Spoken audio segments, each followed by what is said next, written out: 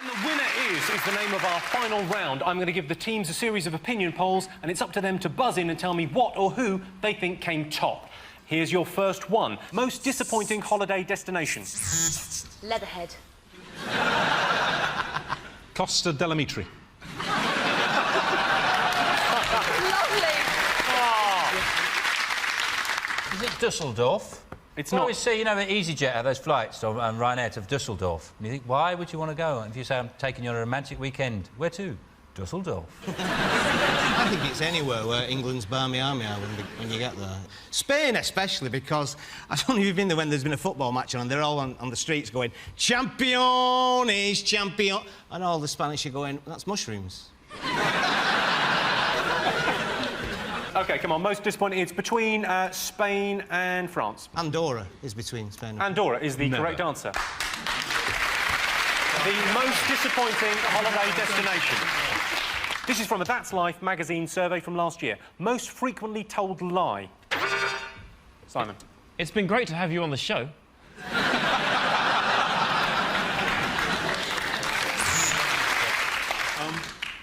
I must have downloaded it by accident. It could be you. Or is it, I won't come on your cat? Most frequently told. It's more obvious than that. It's something that is often said by men to women. Like a donkey. Something like... You don't look fat in that. Yeah. You are exactly right. The most frequently told lie is you don't look fat in that. Well done, Richard. If you look, we've got the top 10 here. It's, of course, you don't look fat, is number one. These were only £10. The second most. The bus was late. I've got a headache. I've only had one drink. That dress looks good on you. The check's in the post. You look 10 years younger. You're wonderful in bed, and I love you. I think over the course of one weekend, I've used all of those. This is from a poll by Yours magazine from last year. Hardest thing to open. A spearmint rhino in Kabul. I think there's a market for it, I'll be honest. Yep. You go in there, pay your money. Oh, she's got beautiful eyes. Is it the front door when you need a poo? I shall tell you, surprisingly, the most difficult thing to open is not a West End musical. It is, in fact, bleach bottles.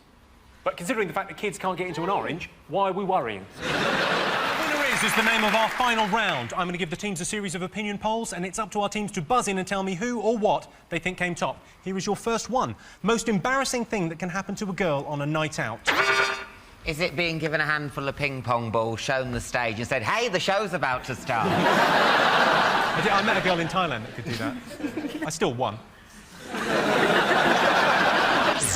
Is it shouting out, I want babies, by mistake? It's bad on a first date. That's quite bad, isn't it? While walking through a hospital.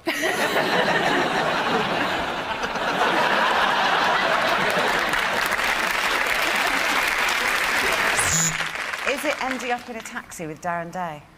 That's a taxi ride home. That's a long-term relationship for me. I reckon it's falling asleep on the submarine and waking up in the Ascension Islands. That's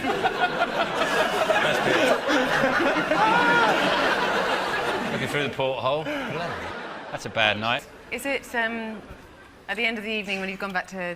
A whole load of you have gone back to a friend's house and it's all got a bit boring, saying, well, it will shave all our hair off. And then being the only one that does it, but actually not minding because you think that when they feel your hair, they're going to go, all the boys are going to go, oh, that's so soft, it feels like a little chick.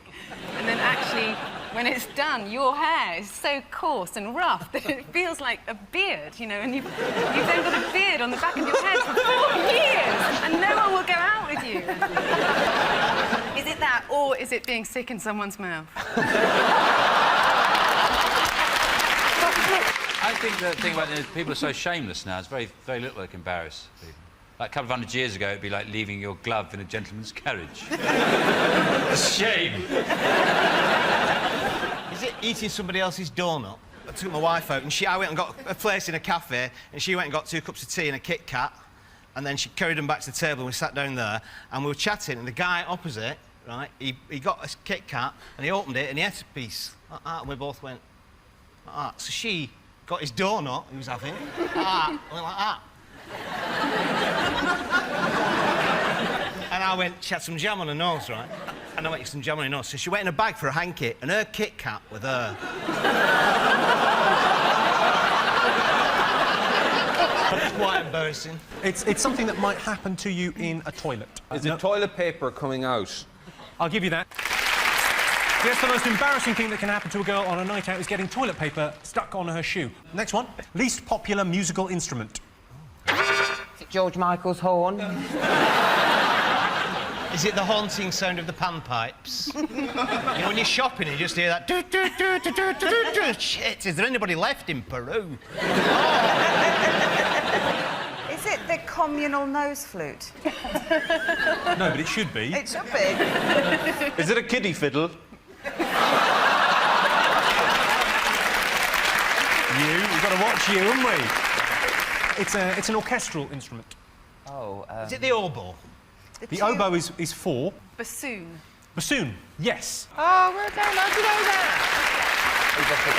The least popular musical instrument is the bassoon. The word for someone that plays the bassoon is a bassoonist, a word you might use in the sentence, will someone tell that bassoonist to shut the fuck up?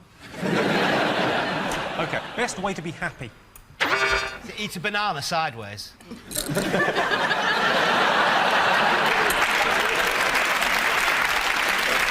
Is it to get your own theme tune? So when you're just walking down the street and somebody plays it behind in the background. It's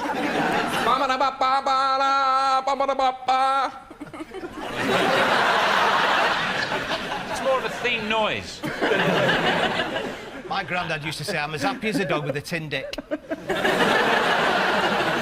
Mind you, if he saw a girl he liked, he used to say, I know what she wants, 2 cakes and a bun. Is it repeatedly shocking yourself in the head with quite powerful electric current? You do seem very chirpy.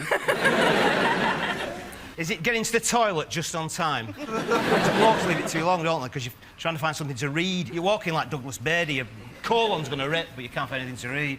Oh, Bella, thank you, God. One with twins separated at birth, found each other 65 years later, wearing the same cardigan. I think I may have to tell you this one. The best way to be happy is having a genetic propensity towards happiness.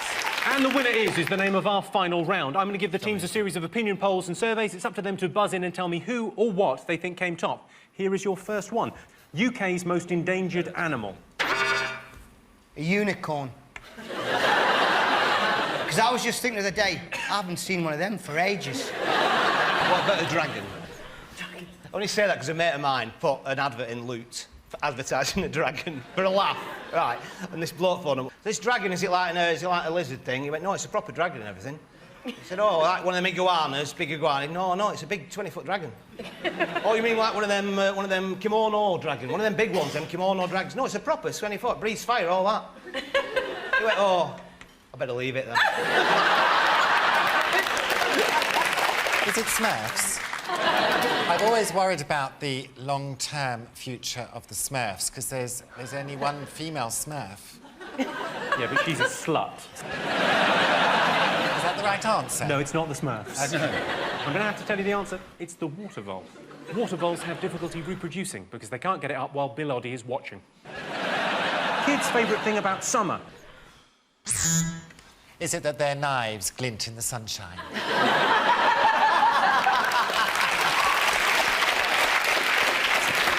Is it fishing for sticklebacks and then making a fat kid eat it? Stop crying! Eat them! Yes, it's a great answer. Yes. No, clearly not. You're mental. I don't think there's anything better that reminds me of summer than setting light to a barn. Then standing back, admired my handiwork from a safe distance while the farmer ran around frantically with buckets of water. It's somewhere you don't have to go. Not having to go to school. Correct answer. Kids' favourite thing about the summer holidays is no school. Surprisingly, only 1% of kids said their favourite thing about summer was eating ice cream. I guess once you've tasted methadone, Gino Ginelli can fuck off. And the winner is the name of our final round. Here is your first one. Most common cause of stress for priests. Is it the devil? Is it someone's cut the brake lining on their motorbike and they're going down a hill and they can't brake and they're heading towards like a brick wall. That's quite stressful. Is it concealment of homosexuality, of which I know nothing? Sexual frustration. That's the correct answer. Oh, well, yes. What's the name? Yes, the most common cause of stress for priests is celibacy. That and the fact they miss Hollyoaks every Sunday. Celebrity who most often features in Brits' nightmares. Jimmy Savile. I had a terrible dream once where I saw Doc Cotton in a catsuit. Is it the bloke from the Worthington original lads? You mean Werner's original? Worthington, yeah. Worthington's original. You're like my nan. Worthington's originals. Give them to kids. They love them. My grandkids were so pissed. Is it getting in a taxi and Richard Hammond's driving? I imagine after this week it'll be David Guest, won't it? David Guest and Michael Jackson have been after you for body parts. I'm dreading it. And I've got to ask, is it me? No, it's not you. You're in people's dreams. Yeah? She used to be a page 3 girl. That'd be Jordan. That's a correct answer. Yes, the celebrity who most often features in Brits' nightmares is Jordan. She started her modelling career by sending pictures of herself to a London agency. It wasn't much, but it was a tit in the door. And the winner is the name of our final round. Who's your first one? Grandparents' most annoying habit. Turning up in a porno film. You haven't. Wetting themselves. Is it dying just as you become addicted to their heart tablets? My granddad had narcolepsy. He'd fall asleep all the time, and when we were kids, me and my brother would wait for him to fall asleep on the couch and then go upstairs, get changed, and then pretend he'd missed the day. Wednesday night. My granddad used to drive a black cab, and he used to say to me, yeah, I drove a cab through the Blitz. And I always say to him, yeah, it's great, Grandad, but I'd be a lot prouder if it had been a tank. And I thought, who's hailing a cab during a bombing run? Oh, it's when they go to, like, do you have Costco here where you can buy in bulk? Oh, we have, yeah, we have cash and carry. 85 years old, and they're buying 18 jars of mayonnaise, and you're going to go, why? You're not going to make it through the checkout counter. I'm going to tell you the answer. Grandparents' most annoying habit is they use emotional blackmail to make you visit them. I would visit my gran more, but I can't remember where we left her. OK. Worst fashion mistake for men. Mobile phones on belts. Absolutely 100% the worst is when people walk around with a mobile phone on their belt and they're not an electrician. Short shorts and low testicles. When a bit of brain comes out the side of a bikini bottom. That is a low. Is it like a blue corduroy suit and like a green and blue stripy shirt with bits of cream, like there, and like your hair combed over, like to one side, like the 40s? Yeah. That? Especially you've got a face like a pumpkin.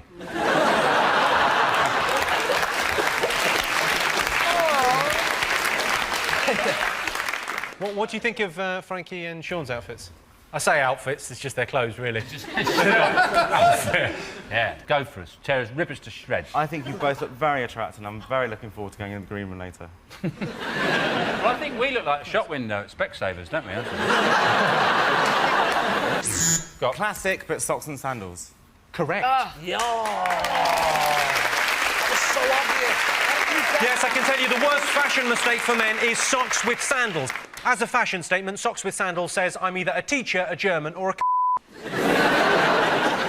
Surely the worst fashion mistake was shooting Gianni Versace in the face. And the winner is the name of our final round. Here was your first one. Britain's most ridiculous law. Is it Jude Law?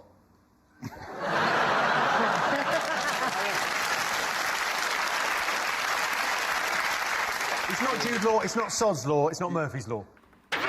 Is it Sod's Law? No! I love that. Murphy's Law. There's one for pregnant women, isn't there? That they're allowed to ask a policeman, if they're in a public place, that they can urinate in his helmet. Does he have to say yes, or can he do... He has to say yes. You have to... You're allowed to pee in his helmet. He doesn't have to put it back on afterwards. He'll have to put it back on slowly, going, harump. I think that it is a law, I hope someone else has heard of this, that you can kill a Scotsman in Nottingham if he has a bow and arrow. Sorry, when you said I hope someone else has heard of this, have you killed a Scotsman in Nottingham? It's a place where you can't die. A place where you can't die? Yeah. There is a place in England where it's illegal. I know this. It's, you're not allowed to die in the... Is it the Parliament? Houses of Parliament? That's the correct answer. Yes. Yeah. That's the true thing. Britain's most ridiculous law is it's illegal to die in the Houses of Parliament. Another strange law is pregnant women can urinate anywhere they want. Great news, I think my nana's pregnant. All right, world's most disappointing tourist attraction. There's one just outside Middlesbrough, and it's a butterfly world. And the thing is, it's like a humidified environment. So I walk in, and my glasses just steamed up. Yeah, that's what happens with butterfly It's completely world, steamed up, yeah. and I freaked out. I went, ah, ah, and I killed about 12 very rare species.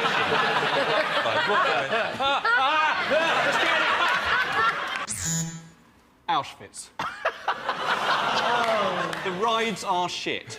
I'm Jewish, it's all right. I think that means I can say it. Is it? I think so. Is it Blackpool? And my dad used to drive us. He's got narcolepsy, my dad. He'd get in the car, he'd drive, right? Yeah. He'd get in the car and he'd go, right, lads, if you hear this noise, wake me up. And you'd be driving to Blackpool, you're like, Dad, I'm all right, I'm only winding you up, I'm only up. You get there, you're like, I don't want to go on any rides, just sit in yourself. It's horrible. He's gorgeous.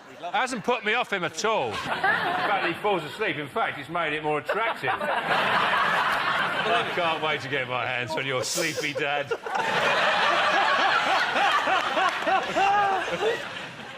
OK, world's most disappointing tourist attraction. Is it the Eiffel Tower? You're absolutely right. Yes, the most disappointing tourist attraction in the world is the Eiffel Tower. The Eiffel Tower is the most pointless erection since I went on a date with Martina Navratilova. And the winner is the name of our final round. Here is your first one. Best way to make a woman feel beautiful. Lying.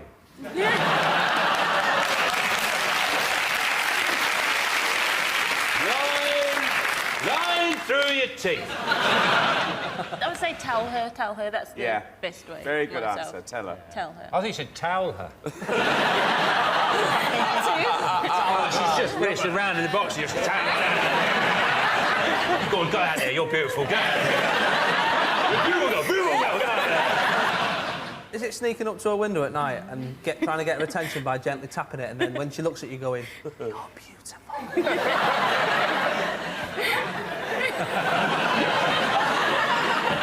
I'll give you a clue, there is a Glaswegian variety. Glasgow kiss. Is it just kiss? A kiss? Hit butter. Kiss is exactly right, yeah. Sport most likely to give you an injury. Cockfighting.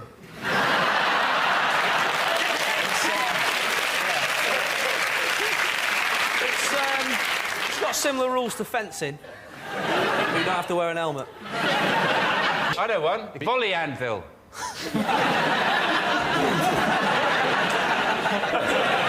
That's me. Oh, the Olympics just got better. Sorry, it's just because I don't know what the sport is. I know it's not swords, but you know that... What is it that they're throwing? Javelin. Javelin, that's it. Is Not that... swords. No. Sword throwing is dangerous. Let's get it back! Sword throwing. Yeah, what about 3-day eventing? 3-day eventing? Yeah. I've thought of a way we can cut the accidents by a third. 2-day eventing. Sport most likely to give you an injury. Is it football? You're absolutely right. The answer is football. Joey Barton recently broke a leg and an arm. I'll teach the bloke to look at him funny. And the winner is the name of our final round. Here is your first one. Most desirable place to live in the UK. Tuntry. Cown. I'd like to live next to a landfill site, right? Because when you finish your dinner, you can just go to your back garden and just scrape it over the fence into the landfill. Is it Alton Towers? That's a How good good would answer. that be? Just before all the cues got there, you could go on Rita as many times. Well, that's the ride, isn't it? But, you know, all the... I'm going to say, and this isn't because I do the adverts on television, I'm entirely impartial, but I'm going to say Wales. No. No, it isn't. Northampton, middle of England.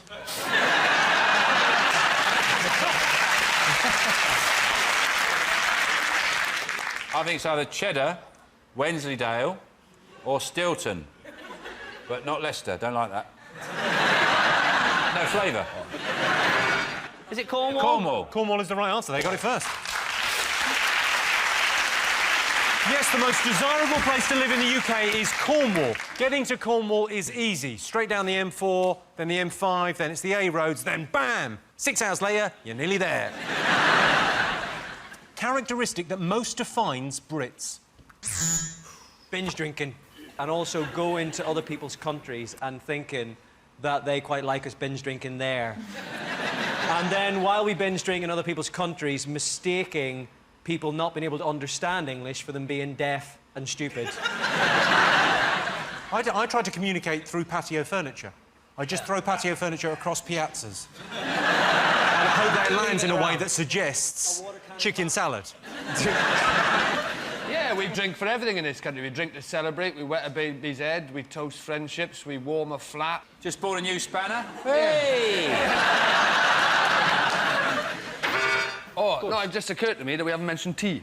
It's got to be tea, yeah? It's got to be tea. Oh, who was it that said they like tea more than sex? Boy George famously Boy George. said, I prefer tea to sex. I prefer tea to sex. Yeah, well, if you're invited back to his house, so would I. Is it negativity? We're very negative people, British people. No. We are very negative. Is it if British people landed on the moon, we wouldn't have put a flag up. We put a little sign up saying, caution, uneven surface.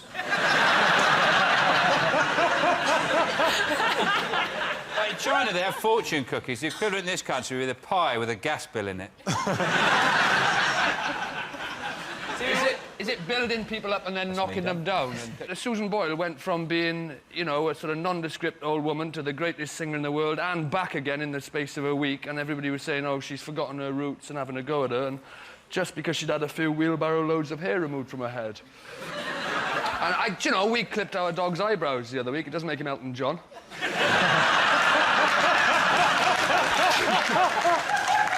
It's the most British thing. It's the thing that we talk about most. Weather. The weather. Correct. Yes, the characteristic that most defines Brits is an obsession with the weather. Whenever we have a heat wave, old people are told to stay indoors, and that's because they don't look good in bikinis. This July, the pavements in London were hot enough to fry an egg on. Yeah, I'll have mine, dog shit side up. And the winner is the name of our final round. Here's your first one.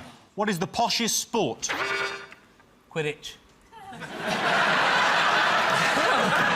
Because it's not only posh, like, played by posh people, it's expensive as well. Those, like, flying sweeping brushes and that, they're like 45 quid second-hand, you know what I mean? And who wants a second-hand one? You know someone's died on it, so...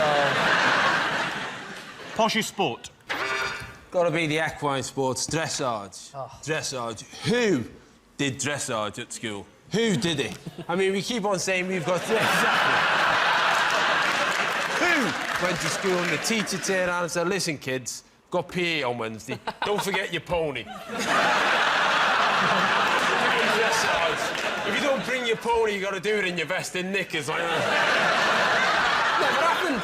Is that the one where they just walk around showing off that they've got an horse? They got a horse that can dance. They've got a horse that can dance. It's like sort of quite... It's like, Do you know, it's like that, but with a horse. It's called...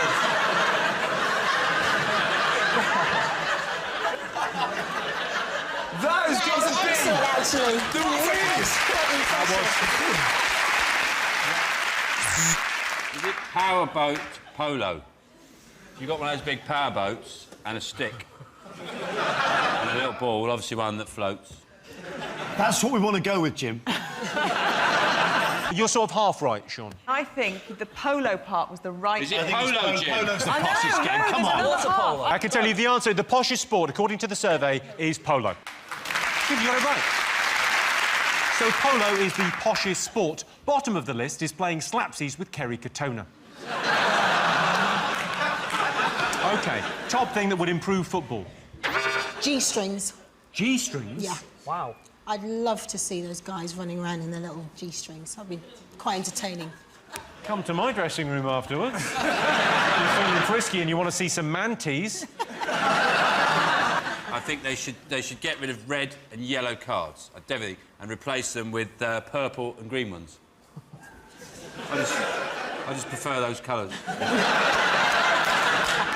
Most of the managers are Scottish, and when Scottish people say purple, it's quite funny, isn't it? They go, purple. Alex Fergus, I'm furious about that purple.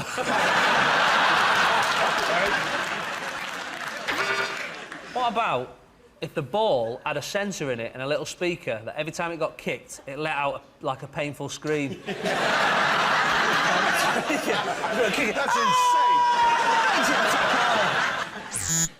Video technology. Is exactly the right answer. Sorry, I was trying to get some points. Yes, the top thing that would improve football is video referees. If they're going to improve football, I think they should make radical changes. They should have less players, and instead of having the nets at either end of the pitch, they should have them in the middle. And instead of kicking it, you should be allowed to handball it, but only with a racket. I suppose what I'm saying is, I like tennis. And the winner is the name of our final round. Here's your first one. Most useful thing for humans to evolve. What about a database so you can remember every conversation you've ever had, like women have got? I think it'd be good to have seasonal hair. Nothing. So, like, in the spring, it's quite sort of, sort of spiky and fluffy. And then as the summer, it gets longer and longer. And in the autumn, it starts to fade away. And in the winter, you're totally bald until next spring again. No, you want it to be loads of hair in the winter, keep you warm, and then... No, not if you live in Australia, Jason. You're right, you got me there. Most useful thing for humans to evolve. Etch-a-sketch skin. So you can have all the tattoos you want, then when you don't want them... That's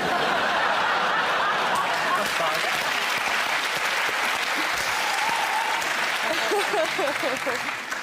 What's quite good about that is how it would work.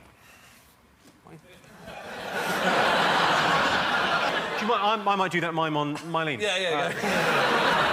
I'd like a little drawer back there. Why? A little drawer, because I don't like carrying stuff in my pockets, sitting down. So you just have a little drawer, go, put your keys in, bits and bobs.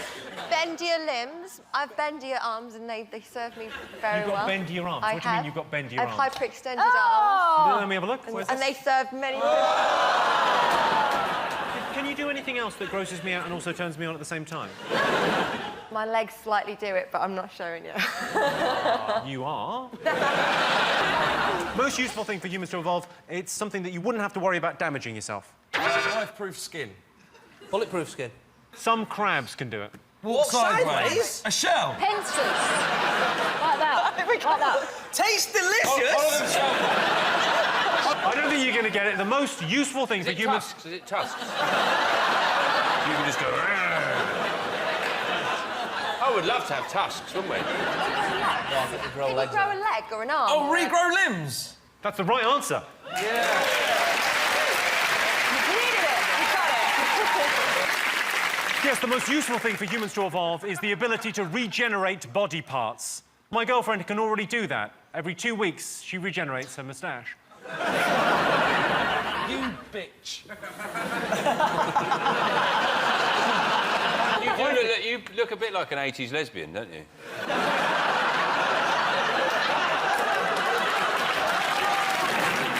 OK. Top person Brits would like to clone. Jedward.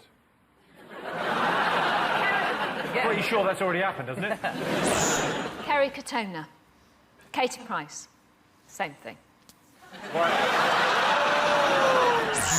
Colonel Sanders, because once he goes, that recipe's gone forever. Or what about Lady Gaga?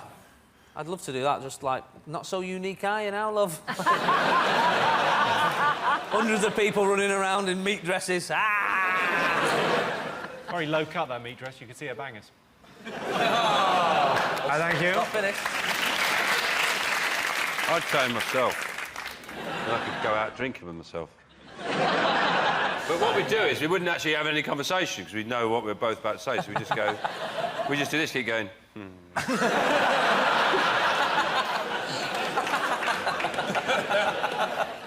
Yeah, come on then.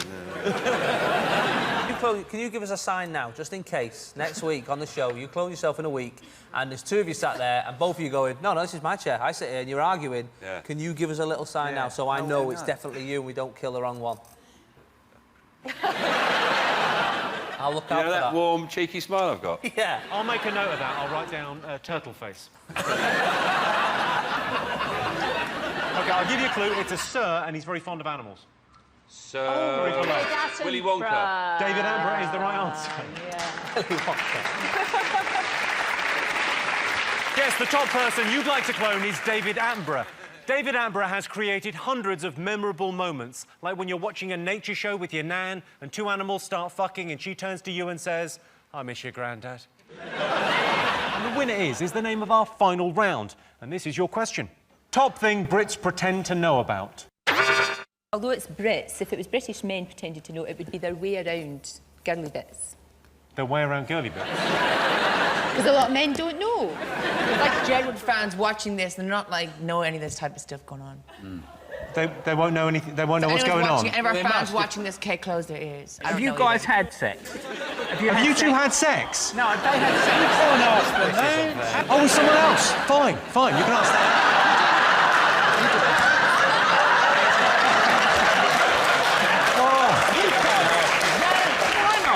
Well, let's ask you in a nice way. Have you got girlfriends? No, not right now. Couple of volunteers. We have respect for girls. We actually have so much fun. Like, everything we do, we have so much fun. Like, you don't have to, like, drink or smoke to have fun. Yeah, but you just go like that. Wow!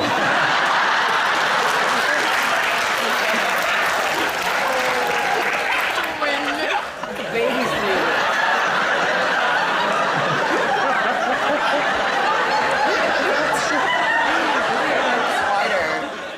OK, top thing British people pretend to know about. They pretend to know about politics. That's the right answer. Yeah. The top thing Brits pretend to know about is politics. I lost interest in politics when I found out a stimulus package isn't what I thought it was. And the winner is the name of our final round. Here's your question. Top reason people are jealous of their friends. I've got a mate who works at a Marmite factory. Yeah. He's always the talk of the town, so... Yeah. Some people love him, some people... No, we all love him.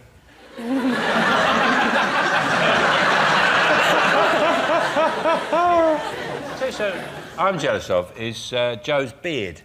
I can't grow a beard. Me neither. I can't. And if I... 2 weeks, I just look like a sort of, really old tennis ball. Patchy and bits there. I mean... You could just probably knock that out in a couple of hours, can you? Yeah. You're looking at that through rose-tinted glasses, though, because Joe can't go to playgrounds, for example.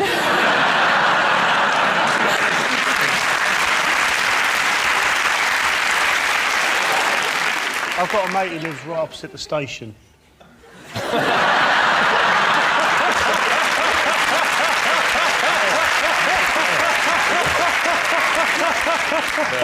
You can see the trains coming in. Living the dream. Living the dream. I've got a mate. You're going to hate this with a padlock on his shed. I'm jealous of my friend who can get 82p up his foreskin.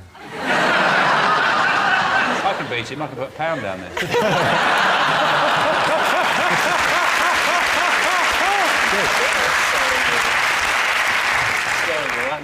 Are you jealous of any of your friends? I can't get up in the morning and I'm just a really lazy person. I'm jealous of her for not having to get up in the morning. There you go. Sleep until midday, lovely. We there? Really lazy. I'm jealous of anyone with a foreskin. That was different, that's not you. I'm not... out of me. You were, though. You'd be the world's #1 tranny, though, wouldn't you? Yeah, you would be an amazing tranny. Yeah. So you've got to have a dream. So See, this is it. I just don't know how to talk to women. I would never think to say that to a lady. You watch it done and you think, oh, yeah. A woman say, you're so beautiful, you'd make an amazing trend. It's slightly ironic coming from Tim, I think. Yeah. You have slightly the demeanour of the world's worst. Yeah, I just always forget to share. No, here's the world's worst.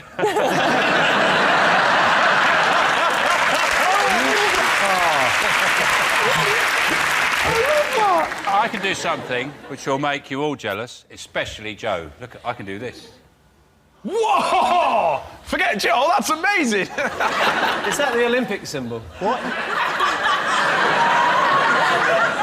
Joe. Yeah. He's just trying to make sure I Yeah. That is amazing. Look at the amount of people in our audience currently going... Do you start from the little one and work forward? If you've just tuned in, we've gone mental. OK, so top reason people are jealous of their friends. I'll give you a clue, it's a really superficial thing. Yeah, it'll be money or having a hot girlfriend, boyfriend. Hair's not far off. Hair, looks. Looks. Noses. Money. Long arms. Long arms. Skinnier? Skinnier is the right answer. What? She got the right answer. Skinnier. Yeah, that's... Apparently the top reason people are jealous of their friends is because they're thinner. Victoria Beckham's so thin, she's got to be careful when she has a bath, because if the water's too hot, she could turn into stock. And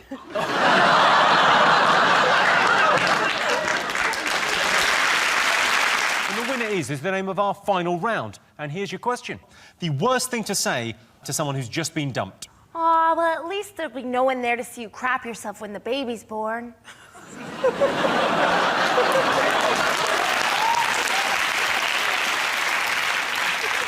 You're going to take the question literally. The worst thing to say to someone who's just been dumped is... What's going on there? Well, I'm just saying that's the worst thing. That's pretty bad. If I went to somebody and say, oh, she's lonely left me, and they just went... That'd be pretty bad, wouldn't it? I think it would distract me from my heartache. I think the worst thing to say to somebody would be, too bad, because that was probably your last shot.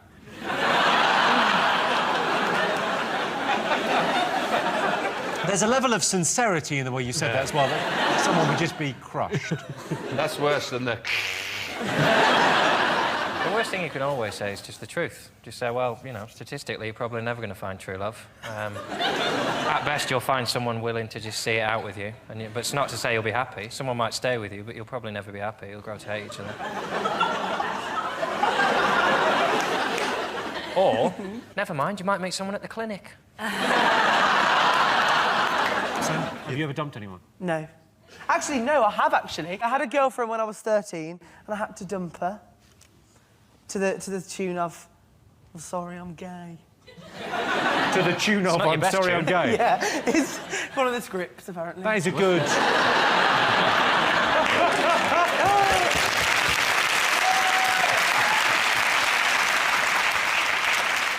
Could have been worse. You could have gone, I'm sorry, I think you've turned me gay. It's worse if it happens during. Sorry, she did say, my last boyfriend said that too. Did you say, have you got a number for him? If I'd known that's a brilliant way to get out of relationships, isn't it? If I'd known that. I mean, the trouble I've had trying to extricate myself from relationships in the past. One woman I was with for a while, it's very hard just to leave, isn't it? I just moved out one thing at a time. I'd take a teaspoon. One day she's going, where's the pepper grinder? OK. Worst thing to say to someone who's just been dumped. It's to do with your physical appearance. Because you've got no genitals. It involves food. You're too fat. You've got a cock like a carrot. Your breasts are like 2 pork chops. I don't know, you're overweight. I'll give you that. That is near enough. Yes, the worst thing to say, according to the survey, to someone who's just been dumped is, maybe you should go on a diet. It's much better to say there's plenty more fish in the sea. Well, there were, but it looks like you've eaten most of them. With chips. The winner is the name of our final round. Here is your first one. Sexiest celebrity chef. Heston is a very acceptable 8th. This is just on sexiness. Heston would be the most interesting to have sex with, wouldn't he? Take your clothes off. I'm going to go and dip my cock in liquid nitrogen. That's it. Be multi-sensory banging. Put these headphones in. Something spectacular is going to happen, and I want you to be able to taste it fully. Now, Heston, you're renowned for cooking unusual dishes. These are all genuine dishes. OK, just talk us through some of these. Tell us what Sound of the Sea is. OK, so the dish looks like the sand with sea vegetables on top, different types of seafood and seaweed, and with the sauce is frothed up, so it's like the waves lapping up against the shore. And we serve that with an iPod tucked into a seashell. And on the iPod, we've downloaded the sound of the waves lapping up against the shore and the odd seagull. So it's like a fillet of fish from McDonald's. Yeah, exactly the same.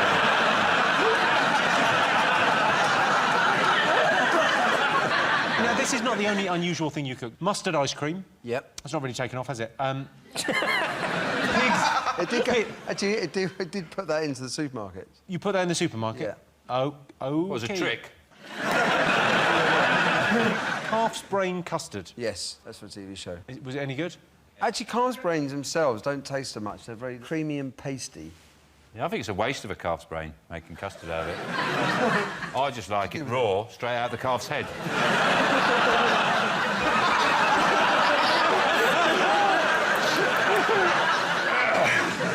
Was that like a boiled egg? Once you eat half of it, he calms down.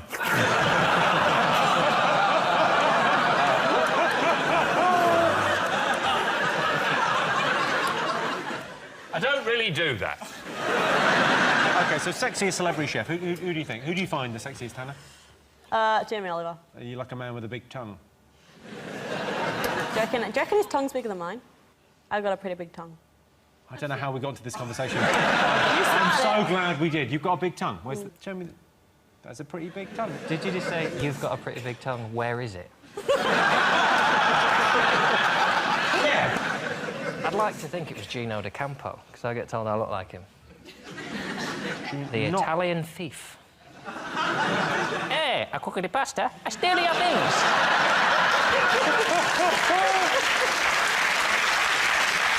Heston, you must have met some celebrity chefs in your time. Who do you think sexiest? Yeah, loads. You looking at me, Jimmy? No, Heston. I did say Heston at the beginning. Why are you looking at me, then? Well, because you just said, are you looking at me? Was it? That seems perfectly natural. Well, I mean, making mine out. Who are you asking the question to? You asking Heston or me? When I said Heston... There's no point using his name and then looking at me. You're still looking at me. Stop looking at me. This is like a fight in a pub. Are you looking at me? Who are you looking at? Captain Birdseye. Is he a sex celebrity? He's sexy. He's sexy. You haven't got a choice when you're stuck on his island. Yes, you are sexy. Yes, you are sexy. I want to get on the boat. I want to go back home. Don't like the island, Captain. Who's the sexiest, do you think? Lorraine Pascal. Lorraine Pascal is number 3. You just... Hang on, we mentioned her name and you just went... Oh, I heard that... Well, there are some sexy chefs, but people don't know their name to put them in a post. Sophie Michelle's quite sexy, isn't she? She was John's dinner lady.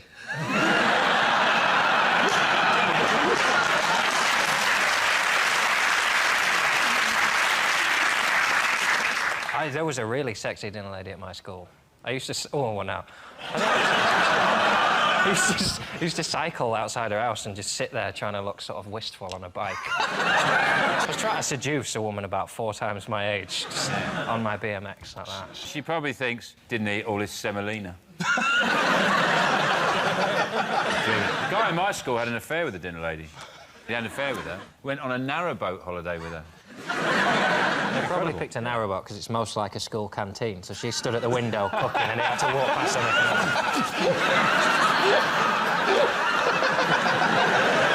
That's the closest they can get to it.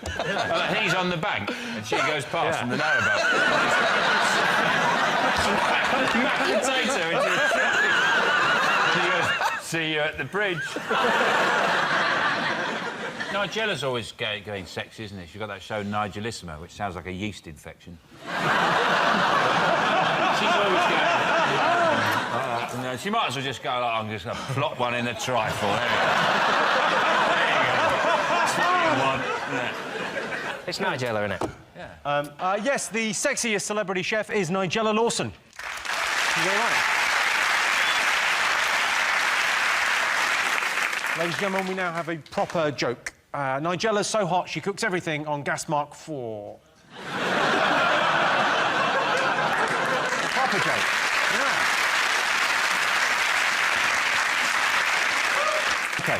Most annoying thing about sharing a house? Oh, it's your specialist subject, Jesus. If anyone needs to be anywhere in the next half hour... It's me, innit? It's genuinely me.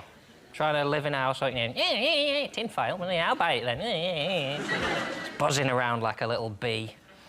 I'm a penis to live with. I did see your documentary on OCD, and you did look annoying. I saw that show. I thought it was a bit of a mess. All over the place. I really like it. Have you been sitting on that joke all summer? Yes. Totally worth it. Thanks, dude.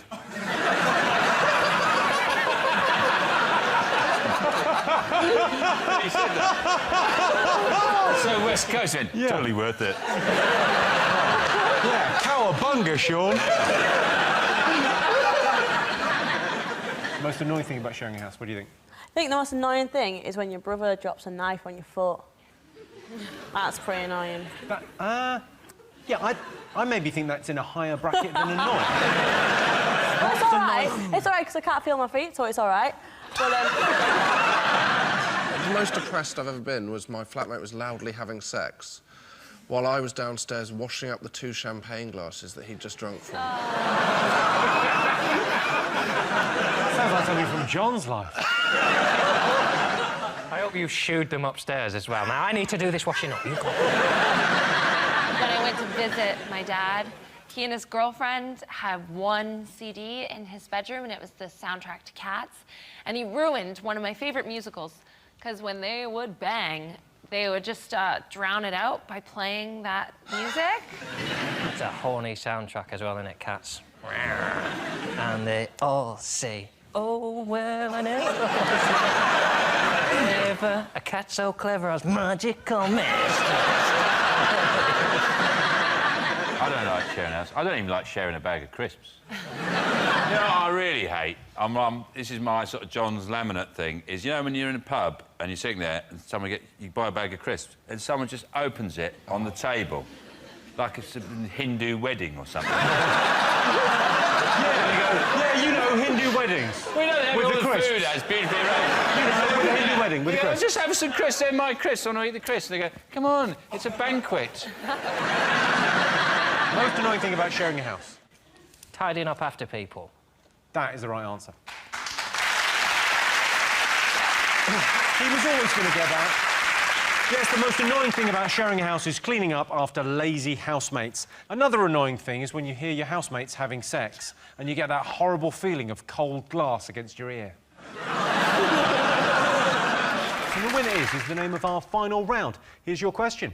Most annoying thing couples do? Well, let's go to our specialist on this, John. What is the most annoying thing that loving couples do? It's when they finish each other's, sentences. What pisses me off about my male friends is they, because couples is great, isn't it, when you're in a relationship, but then men feel this obligation to pretend she won't let him come out, when really they just don't want to say to their mates, I'd rather watch a film and shag. Yeah. And listen to you moan on about your life. But they go, yeah, I'd love to calm down a boozer, but she won't fucking let up. Yeah. Just say it. Your relationship is better than your friendship with me. I'll take it. I don't give a shit. Thing is, John, they're not even watching a DVD or having sex. They'd just rather not go out with you. That's a lie. That's a lie. They are watching a DVD because I'm watching through their window. You can change your plans, but I'll still be there, whether you know. Is it when they get captured by Somalian pirates? That's annoying. Oh, God. How long's this going to drag on for? And they're away for months and they want to whip round and... Oh. You're a couple. You don't go round the Horn of Africa when you're thinking. What do you think, Joe? They're quicker on pedlos.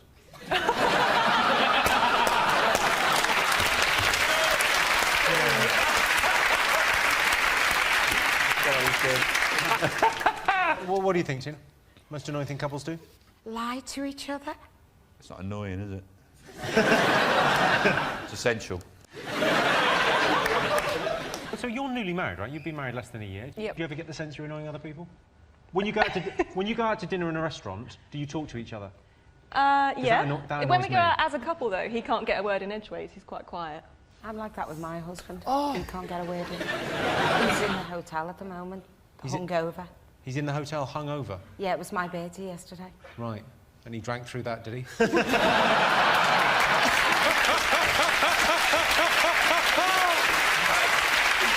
Sure he did, sure.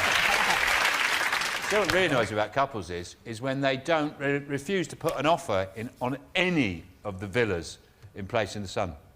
And Tom and Tina have decided not to make an offer on any of the properties we've seen today. I just watched you look at 5 properties.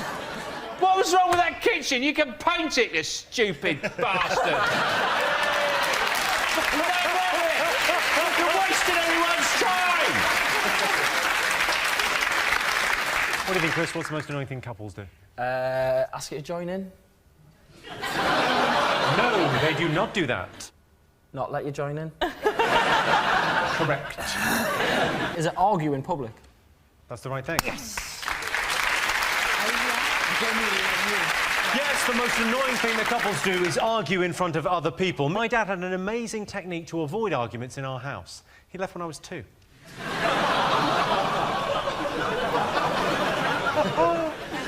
And the winner is the name of our final round. Here's your question. Hardest job? How much is working in a sour cream factory? You know, like checking that it's off, but not too off.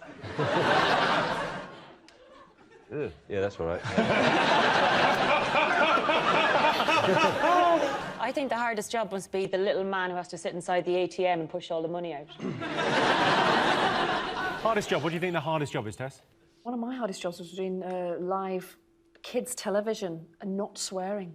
Every time a kid kicked you or vomited on you, or, you know, we had one football game, Eat My Goal, and you get slammed in the face with a football live television, like, shh. I used to work on a stud farm as a tour guide. Oh, for a second there, I thought that is the worst job. Yeah. No, that's what they have to do. There's the penis cleaner. There's the person who has to guide the horse penis into the mare.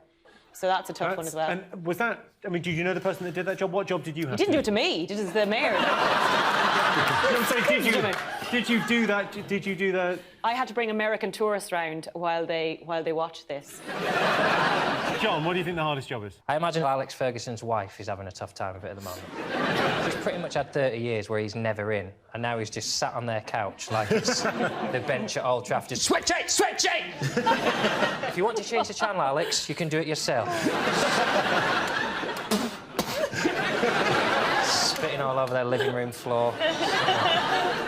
Is it head of wasps at London Zoo? It's a thankless task, isn't it? I'm head of wasps. Feeding time's easy, just empty a bin in the cage. Is it head of wasps? It's not head of wasps, no. Daily Mail reggae correspondent. I'm head of reggae at the Daily Mail. No? The company that makes Jim will fix it badges is struggling.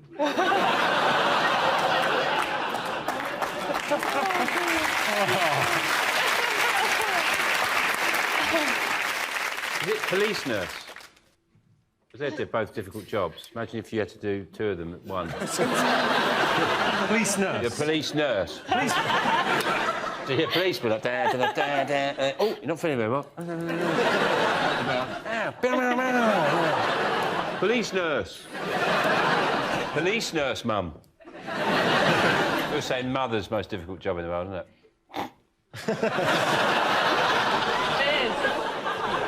Sean, take that back. Rather than welding and a North Sea oil rig. You get a lunch break on a North Sea oil rig, don't you? Don't get a break if you're a mother, though, Sean. Yes, you do. It's the whole job's one long tea break. It's just a long tea break. Have you stayed at home all day with a small child? Yes, I have, yeah. Have you fed it from your boobs?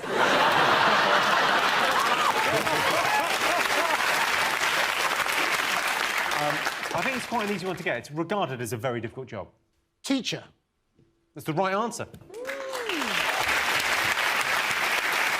Yes, the hardest job is a teacher. All the teachers at my school were very strict. I remember every Monday morning I had to give the deputy head. The winner is the name of our final round. Here's your first one. Top secret to a long life. Be as awkward as possible. Be as awkward as possible? Awkward as possible, yeah. think that too. Do you think so? Yeah, my one surviving granny hates everything and everyone, and I think that's fueling her. Fueled by hatred. Yeah. How are you awkward, Carol? I'm not, actually. But, listen, I work with Janet Street Porter. I know about these things. Henning, what do you think for a long life? I don't know. Don't invade Russia in the winter.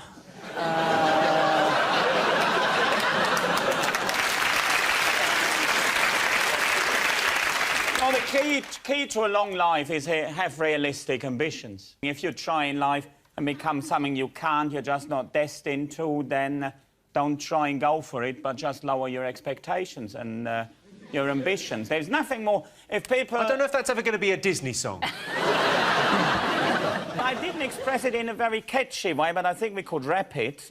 Like, do not have too high ambitions, everyone. Oi, listen.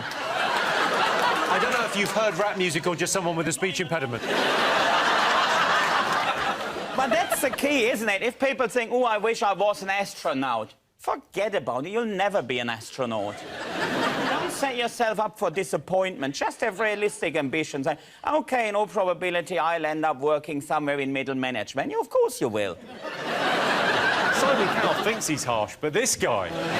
I'm not even going to break your dreams. I'm telling you, don't have dreams. What do you think, John? Dance like nobody's watching. It's what's kept me alive all these years. I don't want to give it away, but this would suggest you've got... I mean, I'd give you half an hour to live. Don't drink a lot on your own. Don't play darts on your own. Don't watch Home Alone more than once a week. It's to do with mood. Stay happy. That's the right answer. That's the right answer. Yes, the secret to a long life is being happy, which is why Chris Martin might now live forever. OK, final question. Most unattractive habit. What do you think? Is it saying would of? Alan said it would have. Yeah, would have. Should have. I don't think that beats using the cat's litter tray. It's so much more convenient. It's right there in the kitchen. Have you got a cat? No, I just like to shit in a box. Fern, any unattractive habits? Just remembered I pulled this guy once and I brought him back to my flat for a pump and I pulled back the sheets and there was a loaf of bread in my bed. Oh, my God, it's like a Scottish man's dream. Brushed the crumbs to the sides. Make yourself at home, son. Oh, Mr. Darcy. Most unattractive habit. What do you think, Phil? Well, I've just been filming my secret agent series, going around helping people who haven't figured out they actually need to clean the house in order to sell it. What's the worst thing you've seen? There's an awful lot of kind of pet poo. I've seen an awful lot of that. I've seen a kitchen where the cat had weed on the floor so much there was a hole in the floor. That was rotten. Sex aids. Seen a few of those. What, just lying around the house? Yes. For the estate agent, this room would be ideal for masturbation. Henning, any annoying habits? What I really hate is when people tell me about their unrealistic ambitions.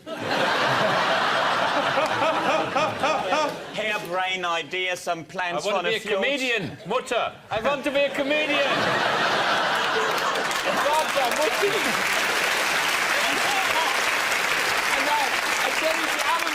Mutti, I want to be a comedian in England! I would have never, ever bored my parents with plans like that. Really?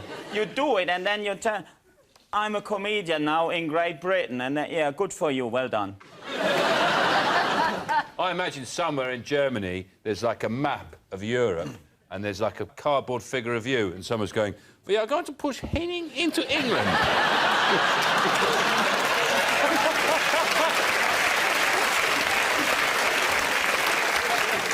Yes, we're putting you undercover as a comedian. Will anyone believe that? No. Do you reckon I work for Berlin from here? Yeah. What sort of information will I have gathered here this evening that would be of any interest or significance to anyone back home? Well, don't be like that, Henning. The most important message you can take back home is, we haven't forgiven you.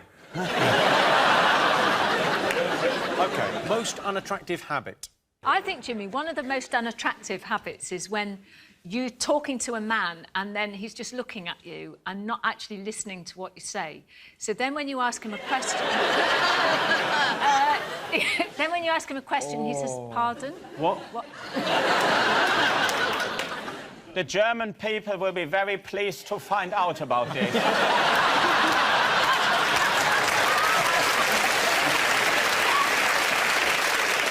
OK, most unattractive habit. Picking your nose. Yeah, picking your nose. Picking your nose is number 2. Spitting. Spitting is it. That's it. John's got it. Yes, the most unattractive habit is spitting. People from Belgium spit a lot because they're Flemish. And the winner is the name of our final round. Here's your question. Brits' favourite guilty pleasure. What do you think? This is when you let someone else's cat come into your house. And you feed it, and you stroke it, and you pretend that it's your cat. It's a child, isn't it? OK, is it when someone has tied their dog up outside a shop, and they've gone inside, and then you have a really good stroke of their dog, and the dog looks at you with big eyes like, I love you, but you think, I can't steal you because you live with that other guy?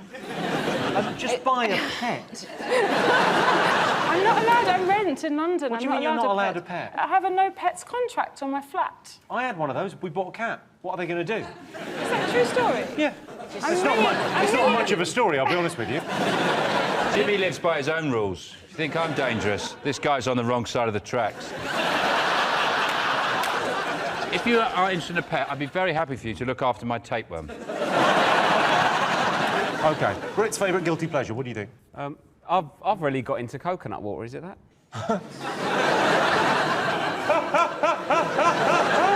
I love it when you discover a new thing, because it's like... I really like it, I feel like I shouldn't. What's your guilty pleasure, Christian? My guilty pleasure is probably ringing the BBC viewers' calls line during BBC News and saying, you're shit.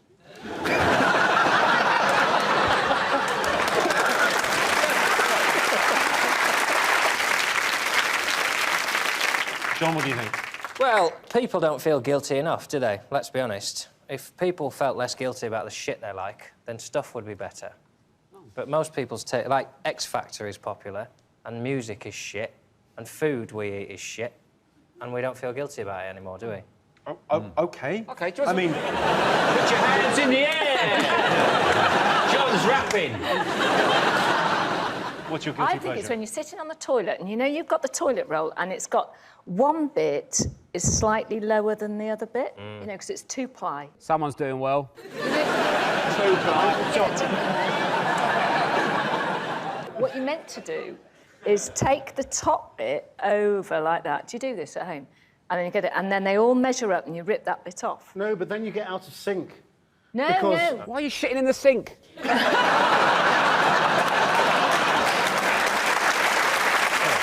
You know, you said about your wife splitting up with you after 2 weeks. I think you might have moved a bit closer. She won't see this. She's got school in the morning. She's a teacher. As if a teacher would go out with you. She's a teacher. And she's got a master's. There's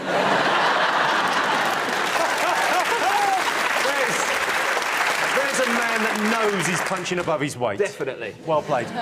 Any other thoughts? Watching Jeremy Kyle. Oh, well, you're very close with that. TV. Is it, yeah, reality TV or something? It is reality TV. That's the right answer.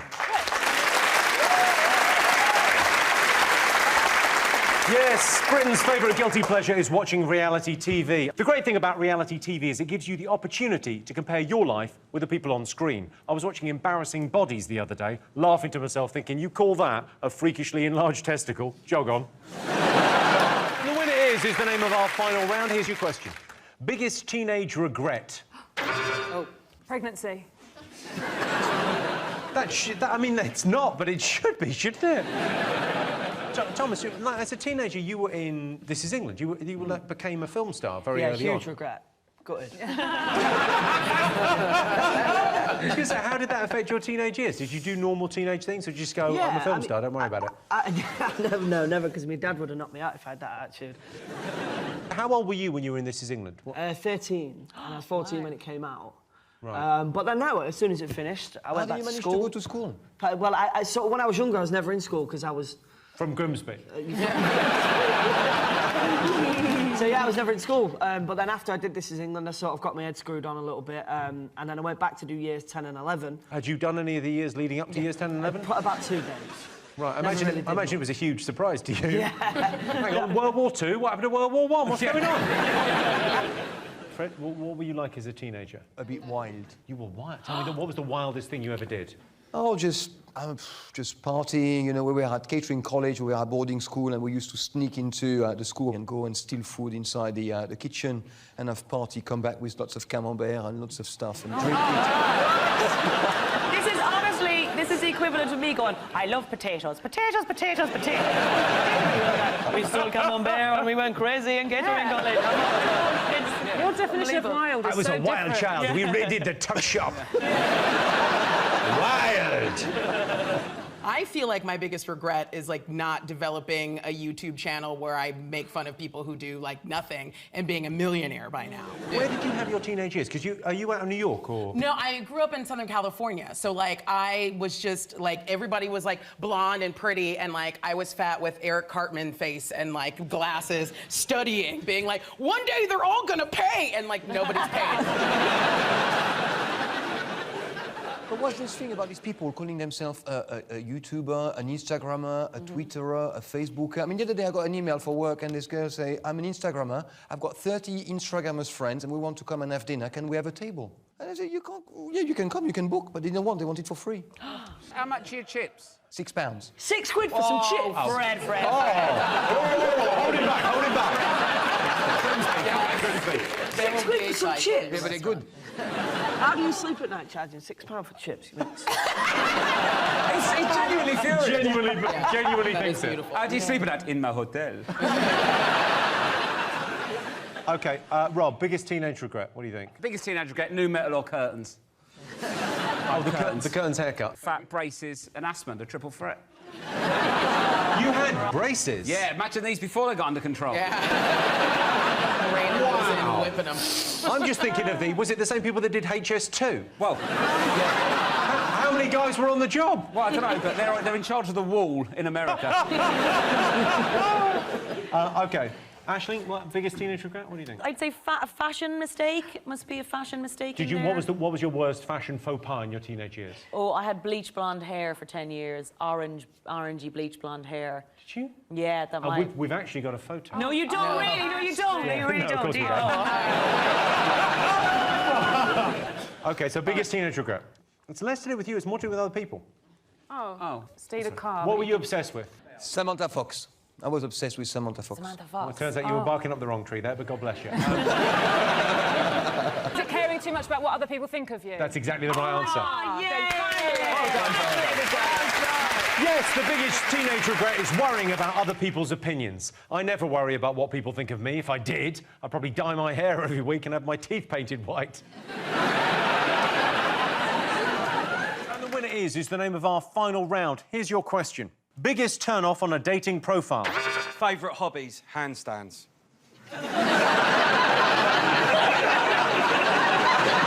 Swipe. Favourite hobbies? Cat's cradles. Swipe. What age are the people you're meeting? I think it's the abbreviations are confusing, isn't it? When they put like GSOH, I thought she just worked at Great Ormond Street Hospital, but... I also think it's strange on dating profiles when people are like, don't be over 30, don't live at home with your parents, do have more than one friend that's not Rob Beckett. Like, when people put something demands on their dating profile, I sort of think, well, you know, come on, you wouldn't be here if you had loads of options. Is that what you write back? That's... People should tell you higher heights, because there's nothing worse than going into a bar to meet someone and kind of seeing like this, where like you're kind of like, oh, that must be him. Pleased to meet you, and you're like, no way, what? Catherine, what do you think? I was only on them for a brief time. Sure, let's go with that. I can't put my own face on because I'm a television celebrity in a way. And so I put my sister's picture. She's younger than I am, but not as good looking. You don't want a picture of you that's better looking than you are, and then you're a letdown. You want a picture of you that's not as good looking and not as rich or famous, and then you walk in. But I've met your sister, and I've got some terrible news for you. For gays, a lot of the apps that we have in our community are things like Grindr. It's usually got a picture of a bloke with his top off, taken in his bathroom mirror, and I sort of knew it was never going to work for me when I found myself ignoring the person in the photograph and started judging him instead on the bathroom around him. More dreadful grouting. I don't think we'd have anything in common at all. Why is it called Grindr? Why don't they call it Grind Him? Big.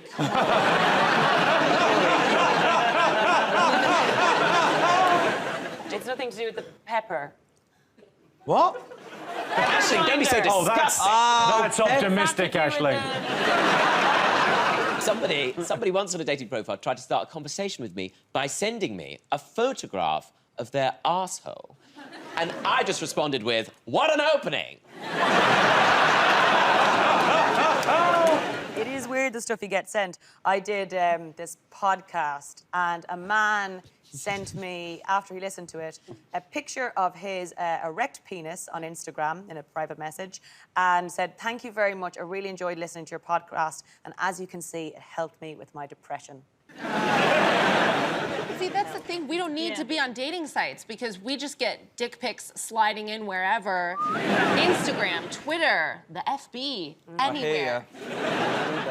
Yeah, this guy gets a lot of dick pics.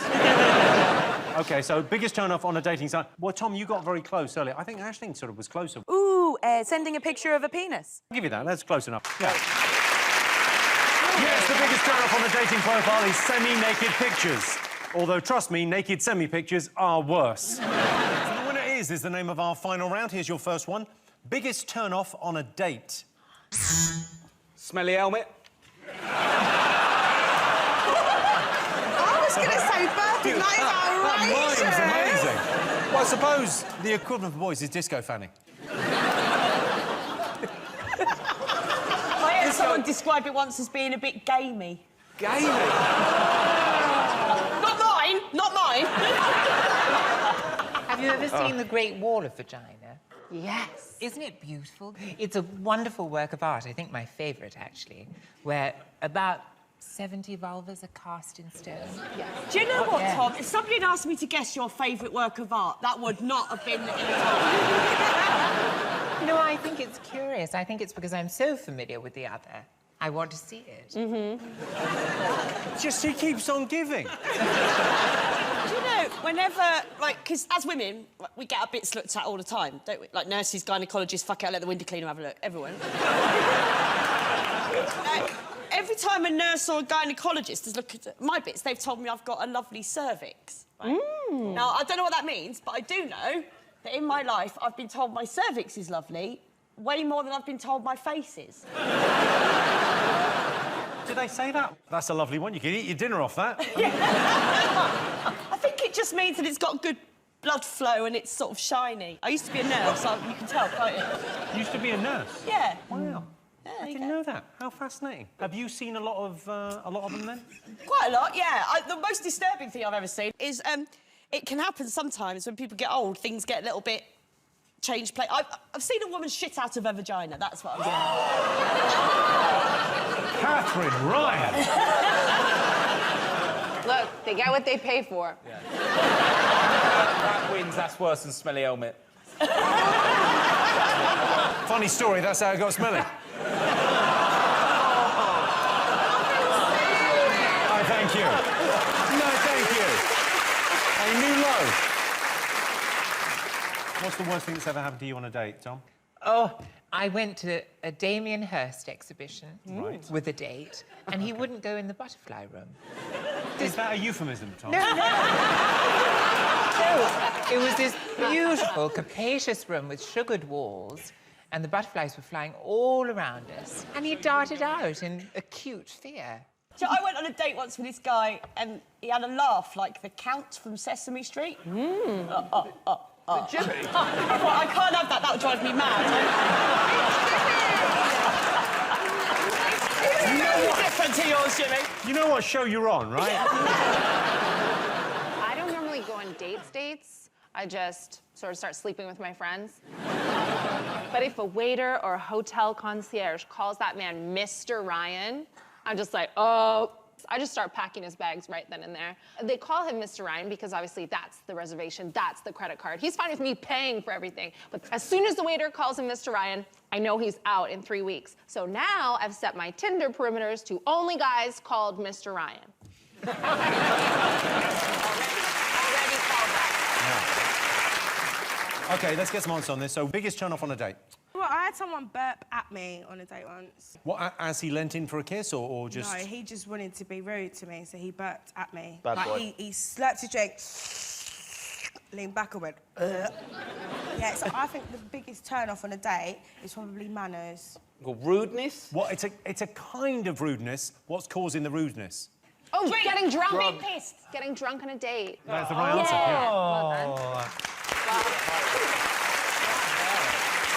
Yes, the biggest turn-off on a date is arriving drunk. In my experience, the biggest turn-off on a date is when you get back to hers and you can't wait to get her upstairs, but then it takes ages in the standard stair lift. Really kills the mood. OK, one more question. Worst thing to have tattooed on your body?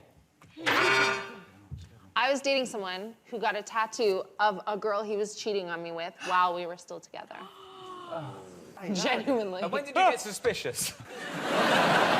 He said, this is symbolic of the type of girls I used to date, and I'm not shagging any of them anymore because I'm with you. I used to live a sad life. Is the worst tattoo when a guy you're dating gets a girl he's cheating on you with tattooed on his arm while he's still dating you? It's not, but it's the most tragic story. Is that it? Congratulations, you're through to judges' houses. What's the worst thing, Paisley, you've seen on tattoo fixes? It's really, really bad now. We've had a flying vagina before, so... Oh, sorry? Tom, you would have loved it.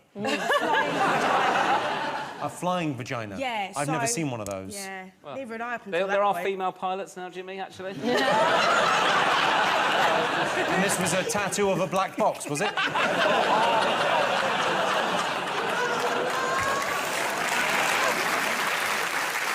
I the only tattooed person here? I've got 3. I'm a blank canvas. You're a blank canvas? Yes, and sometimes if I have a potential lover and they say, have you got a tattoo? I say, yes, it's tiny. See if you can find it. I often say it's tiny, see if you can find it, but...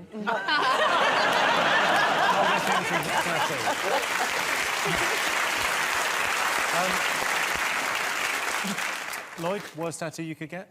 Like, a lot of people get their heroes on their body, don't they? So there's a lot of people knocking about with Michael Jackson tattoos now, aren't they? Well, you've tripped over the right answer there, I think. Paedophiles. No, the worst thing to have tattooed on your body is... Celebrities. That's the right answer. Oh.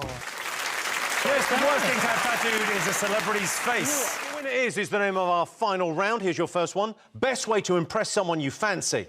Tell them that you were completely gay until...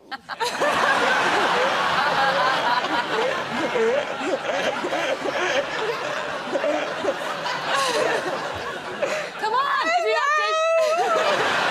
I'm sorry, Opie. We should have established a safe word before you came on tonight. OK, best way to impress someone you fancy. What do you think?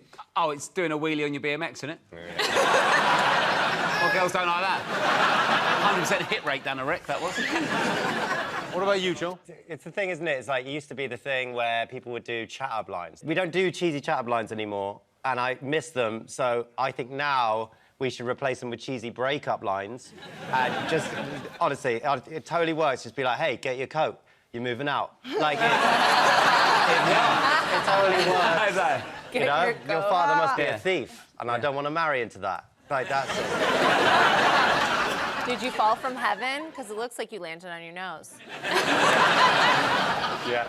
Do loads of people fancy you, Joel, now that you're a big ITV celebrity? This is, I mean, if I'm in a room with Ovi, nobody fancies me at all. True story. Basically, thank you, Catherine. Thank you, Catherine. I've always been really lucky because usually the people I fancy are really easily impressed because I'm very attracted to stupid people. I love them. My ideal man is like a high-functioning sex toy, and I think that joke's fine for a woman to make. I mean, obviously, if a man made it about a woman, I would sign a petition, but I think it's fine. And my girlfriend's a nice blend of the genders because she smells nice and she's really stupid, but I'm very attracted to idiots, so usually I just suggest like showing them something shiny or maybe pulling a coin from behind their ear or...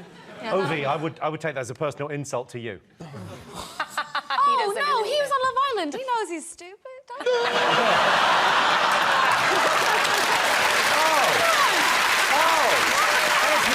There's me, Ovi. There's me. I'm sitting here thinking, I reckon the meanest thing that will have been done this evening is electrocuting the girl with cerebral palsy. There's time for them to read when they get old. Ovi, what do you do to impress... I mean, you've been on Love Island. We know you've got game. What do you do to impress someone you fancy? Yeah, I get to know them, innit? Everyone's different. I don't think there's, like, one answer. There's not one answer for every different woman in the world. Oh, Jesus. So you get to know them and Oh, hold on a second. You're turning me now. Yeah, but are you just saying that because you can't do a wheelie on a BMX? You can. If you can't, you can't. Do you know what I mean? Height isn't always your friend when you're doing tricks. Joel, what do you think? Sliding on your knees at a disco? Oh, fucking yes. Nice. Yeah. Oh, yeah, it gets all...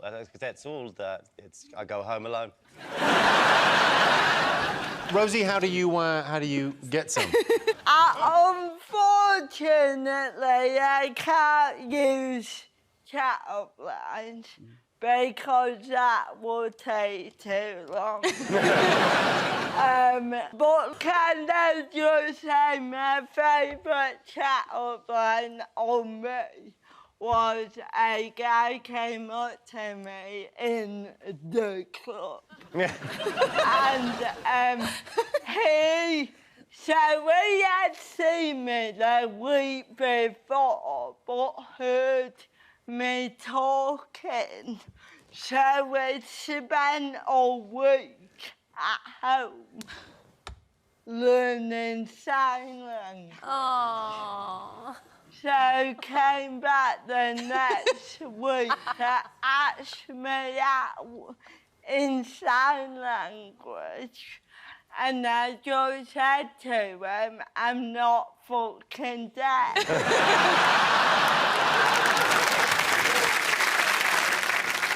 What a balance! Why do you need a week to learn that and that?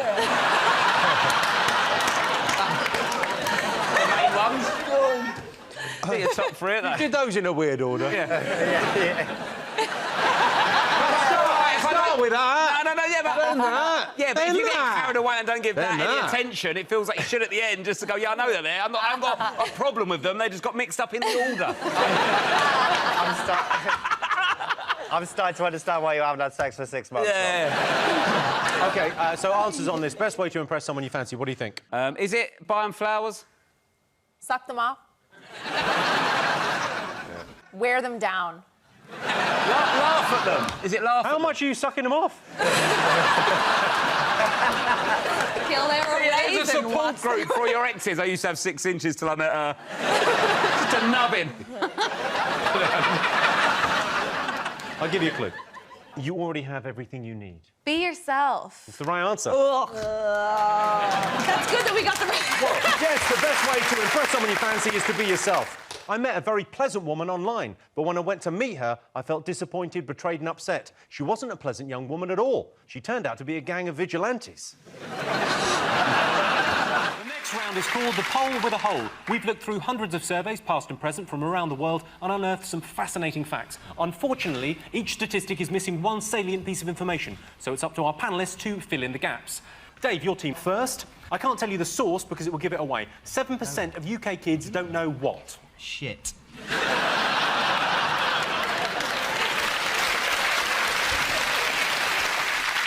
The correct way to prepare crack. That if they eat another chocolate biscuit, they'll turn into a chocolate biscuit. It is about food. What a carrot is. Very close. What a carrot isn't.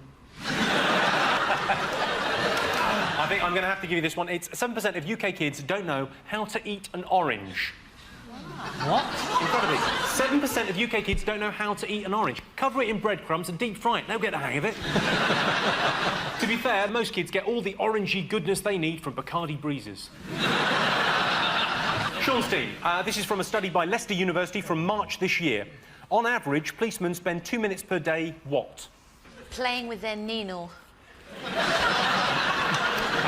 Arguing over who's going to be bad cop. Spend 2 minutes per day tampering with evidence. You know, just for old time's sake. Is it boiling a really soft egg? No, the answer is, in fact, on average, policemen spend 2 minutes per day taking statements. Dave, Simon and Lee. This is from the Department of Health survey from last December. Southerners are 5 times more likely to what than Northerners? Support Manchester United. Celebrate Pimm's O'Clock?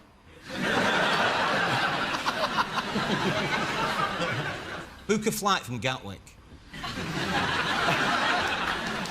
I'll give you a clue. It's to do with an emergency. 5 times more likely to not have an emergency. It wasn't that much of a clue. Call an ambulance. You're absolutely right. It is dial 999. Yeah.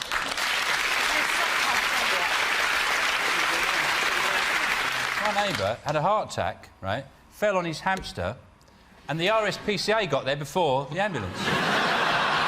Sean's team, you're next. This is according to a survey by the Ramblers Association from this March. 69% of people think that encountering what would spoil their enjoyment of a country walk? Talking sheep. Especially a really dull one. If a sheep could talk, it'd be quite boring, wouldn't it? Yeah, it's just been standing here all day. Bloody boring. I stood over there yesterday. Great. A badger the size of a horse. That sounded really rude, the way you said it. Oh, she had a badger the size of a horse.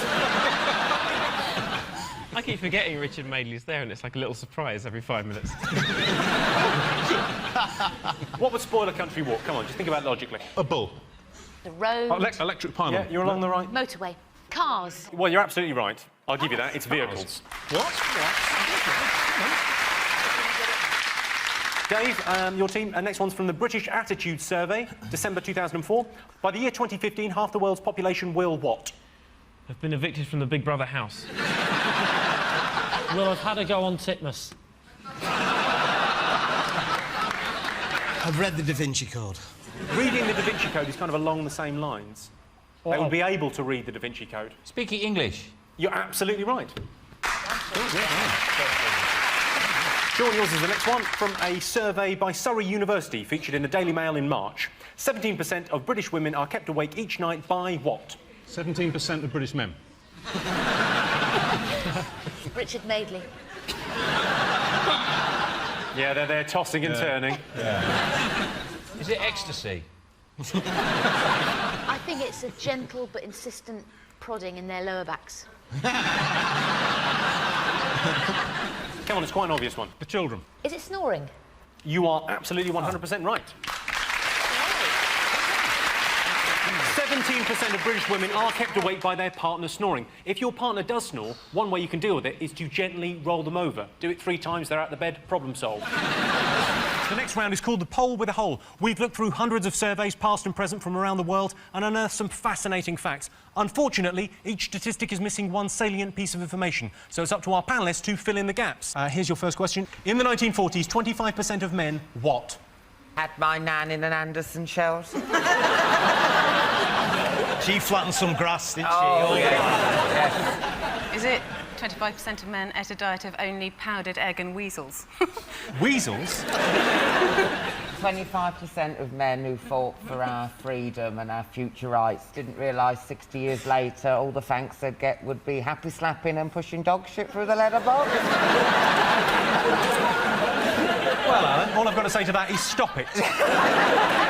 You the 1940s, 25% of men wore knitted swimming trunks. No, they never had proper swimming trunks in them. They just used to knit them, didn't they? You used to go paddling off the coast of Blackpool and your trunks would be 3 foot behind you. Full of scampi. It's to do with kind of moral depravity. We're having affairs? It's not having an affair. It's, I think, morally worse than that. Murdered. You say it's worse than having an affair. Just trying to... I mean, it might be a bit of a leap. I think... Visited hookers? Correct. That's the right answer. Yes, in the 1940s, 25% of men slept with prostitutes. It sounds bad, but have a look at your gran. Can you blame them?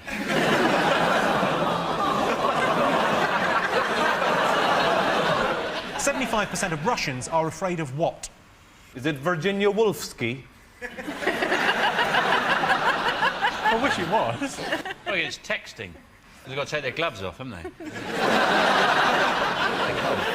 You ever tried texting with gloves on? You end up trying to say something like, "Hi, how are you?" And you end up saying, "Fuck us back at boost bob, mate." Is it KGB? It's not the KGB, it's related to that. Oh. B&Q. B&Q is not related to the KGB. They would never... TBC. No. CBeebies. Yeah. Correct. I'm afraid of CBeebies, yeah. It's one of the emergency services. The AA? Is it the police? Yes, it is the police. Yes, 75% of Russians are afraid of their own police force. The other 25 are missing. Shh, say nothing. Don't upset the Russians, Jimmy. Don't upset the Russians because they got all the gas. They could phone up Power Gen and say, "Don't give him any gas." And they'll do it. You know what the irony will be? They won't be annoyed at the joke, they'll be annoyed at that accent. OK, the average Brit has lost 37 what? 37 hours of their life explaining the internet to an old person.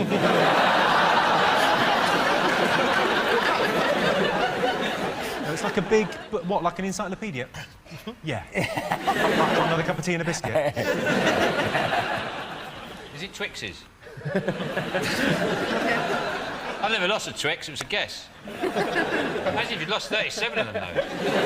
You'd stop buying them, wouldn't you? What are you going to have? Mars bar, Twix? I'm not having a Twix, keep losing. I like the way as a badge of honour you said, "I've never lost a Twix." 37 elderly relatives to Errol Shipman.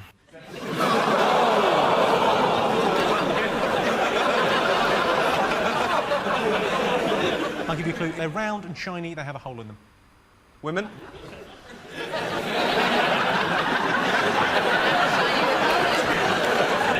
Are you single by any chance? CDs is the right answer. Yes, the average Brit has lost 37 CDs. The next round is called the poll with a hole. We've looked through hundreds of surveys, past and present, from around the world and unearthed some fascinating facts. Unfortunately, each statistic is missing one salient piece of information, so it's up to our panellists to fill in the gaps. Sean, Julian and Edith, 32% of Brits think Pete Doherty needs what? I think he needs to go to jail, because he's in court every bloody week. He walks out, off his face usually, gets into an uninsured, untaxed car, crack pipe, a phone in one hand, drives off using his feet. Oh, what's he like? Perhaps he needs a new spoon. The amazing thing is, he does all this crime and he never gets put away. He's going to see that bloody lenient judge, that's why. He gets arrested so much, right? Every time he buys drugs, he gets arrested. So I think he needs a new dealer. One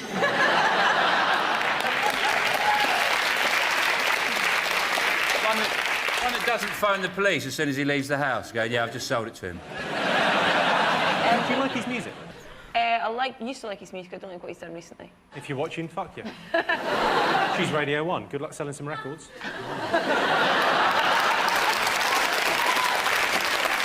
32% of Brits think Pete Doherty needs what? A bath. Correct. Thank you. Yes, 32% of Brits think Pete Doherty needs a good bath, and then that bath needs a good clean. Dave, Sally and Dave, 90% of doormen say the point of their job is what? Is it mainly opening and shutting doors? Or twatting? Can I say that? Yeah. I know. Look at you, you big London ways. I know. 10% of doormen say that part of their job is to keep them out of prison. The other 10% didn't understand the question.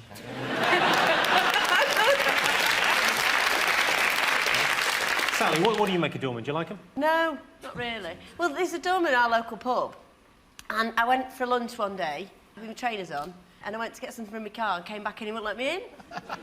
Because it had gone 7. And I wasn't allowed trainers. And you were a celebrity? And I was on the telly. I mean, ordinary people, I imagine that happens to, but that's... This has happened to a celebrity. I will give you that, yeah. No. Give you that. 90% of doormen think the point of their job is to provide security. The other 10% presumably think they're modelling bomber jackets. So at the end of that round, it's 5 points to Sean's team and 4 points to Dave's team. The next round is Believe It or Not. I'll give the panellists a simple statement. All they have to do is decide whether they think it's true or false. Dave, Sally and Dave, let's have a look at a clip to illustrate your statistic. I like being older because I can do what I want whenever I want. Movies are cheaper. My husband is all mine. No more competition from the job. I find in retrospect that I spent a lot of time doing meaningless things for people I didn't really like, for organizations I didn't really believe in. I can't get pregnant anymore. Some very old people there. Here is your related statistic. 31% of over 65s believe that their age gives them the right to behave badly. Is that true or false? That sounds awful, but I think it's true. I think they go, sod it, I'm old, I'm going to moan. 31% of over 65s think they're living in 1944 anyway, don't they? They don't know where they... And they drive that way as well. That's behaving badly. Last time they passed the test was in a Saracen armoured car at El Alamein. Driving in the road, stickers in the back window, I lost a leg at Dunkirk and all that. They do, they drive as if they're permanently looking for a parking space. I saw a documentary where this woman, she was 96 and she did wing walking. You know where they go on a plane, in a stunt plane. When she landed, she had the face of a 16-year-old. All the wrinkles had been blown back, down her back, and congregated in her knickers. I remember driving back from Blackpool once, right? You've lived a life. Rock on! And there was an old woman driving the opposite way up the hard shoulder. And I stopped and I said, "Are you all right, love?" "Is this the way to Blackpool?" And I went, "No, you've got to all go that way, and then the other side, they all go that way." And she was just carried on. Well, there's that old story or urban myth about an old woman phoning her husband up who's coming back on the M65 and saying, "Be careful, I've just had a report on the radio that there's a mad bastard driving the wrong way up the M65. He said, "One mad bastard, there's fucking hundreds."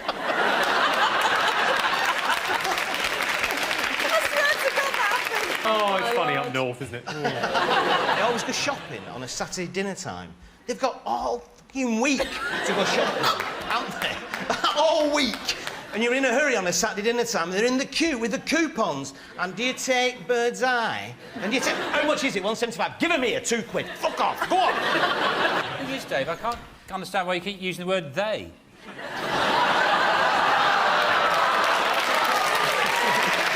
Get back. It's a family show. OK, 31% of the over 65s believe their age gives them the right to behave badly. True or false? What do you think? I think they think it's true. We all seem to agree on this. You think it's true? Well, I can tell you that the answer is false. Oh, no. Only 3% of pensioners think that their age gives them the right to behave badly. And the three in question are Foggy, Compo and Clegg. OK, Sean, Julian and Edith, let's have a look at a clip to illustrate your statistic. Yeah, there's Dick Shepherd just about to attempt to go through our special seaside special van. I think it's well and truly on fire now. Here he comes up to the approach. Here he goes, keep your fingers crossed. And he's through! Well, he's worked the way through. It is still on fire. And let's see if he's going to get out all right. We're just all keeping our fingers crossed at this stage. The fire seems to be... No, the fire's still there underneath the bonnet. They're just at this very moment trying to get him out. Yes, there he goes. They're tipping it up. Still very much on fire, I'm afraid. And they're just trying to pull him out right now. Yes, Dick is, I think, all right in there. Yes, he's definitely all right. I can see Dick moving inside there, so everything seems to be all right. Yes, here he comes. He's all right, ladies and gentlemen. There he is, Dick Shepherd. He's made it. A nice round of applause. Well done, Dick. Nice round of applause. Dick Shepherd. You know, people talk about how, like, telly wasn't like it used to be. You know, that was a Saturday night. It was a show called Saturday Special. So the highlight of the show was him driving into a removal van on fire. That was it. That was the finale of the night. You drive into it and then you crawl out. Ta-da! OK, your related statistic. 21% of men admit to having done something that put their life in danger in order to impress a woman. True or false? I think it's false, because I think it's higher. Because I think men think that switching off the PlayStation is putting their life in danger.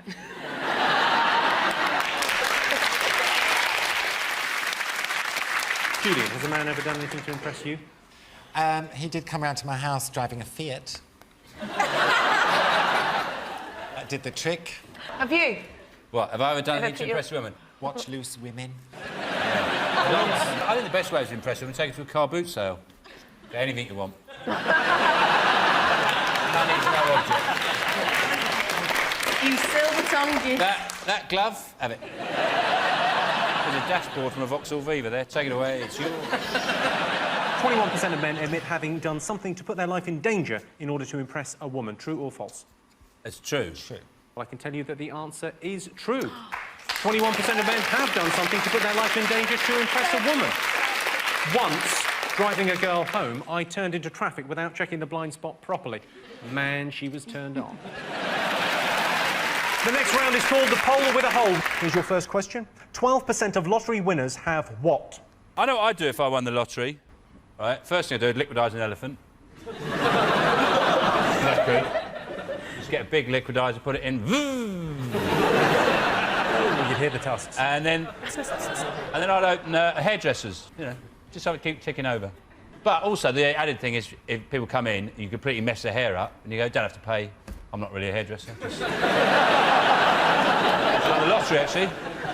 All right, Kim, calm down. I heard that you've got as much chance of winning the lottery this week, because so many people bought tickets, as guessing somebody's phone number. How awful would that be if you actually guessed somebody's number and then you've won nothing? It's related to travel.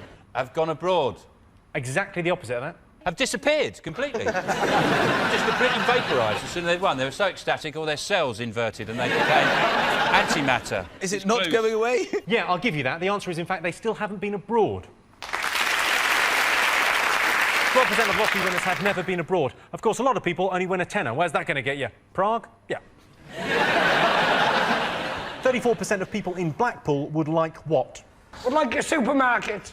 Because there's only so many recipes that take in rock and sugar dummies. And a lot of them are developing varicose veins that actually says Blackpool down the side. 34% of people in Blackpool would like a tram up the front. My granny, when I used to go when I was a kid, when they first went there, she said, if I stand on that rail there, will I get electrocuted? He said, only if you cut your leg over that wire up there. 34% of people in Blackpool would like Tony Blair to admit that that clown in the glass case is actually his brother. And it's a bit like the man in the iron mask, and he should be set free and allowed to run for office. Welcome to question time, Mr. Blair's lost brother. What's your approach to taxis?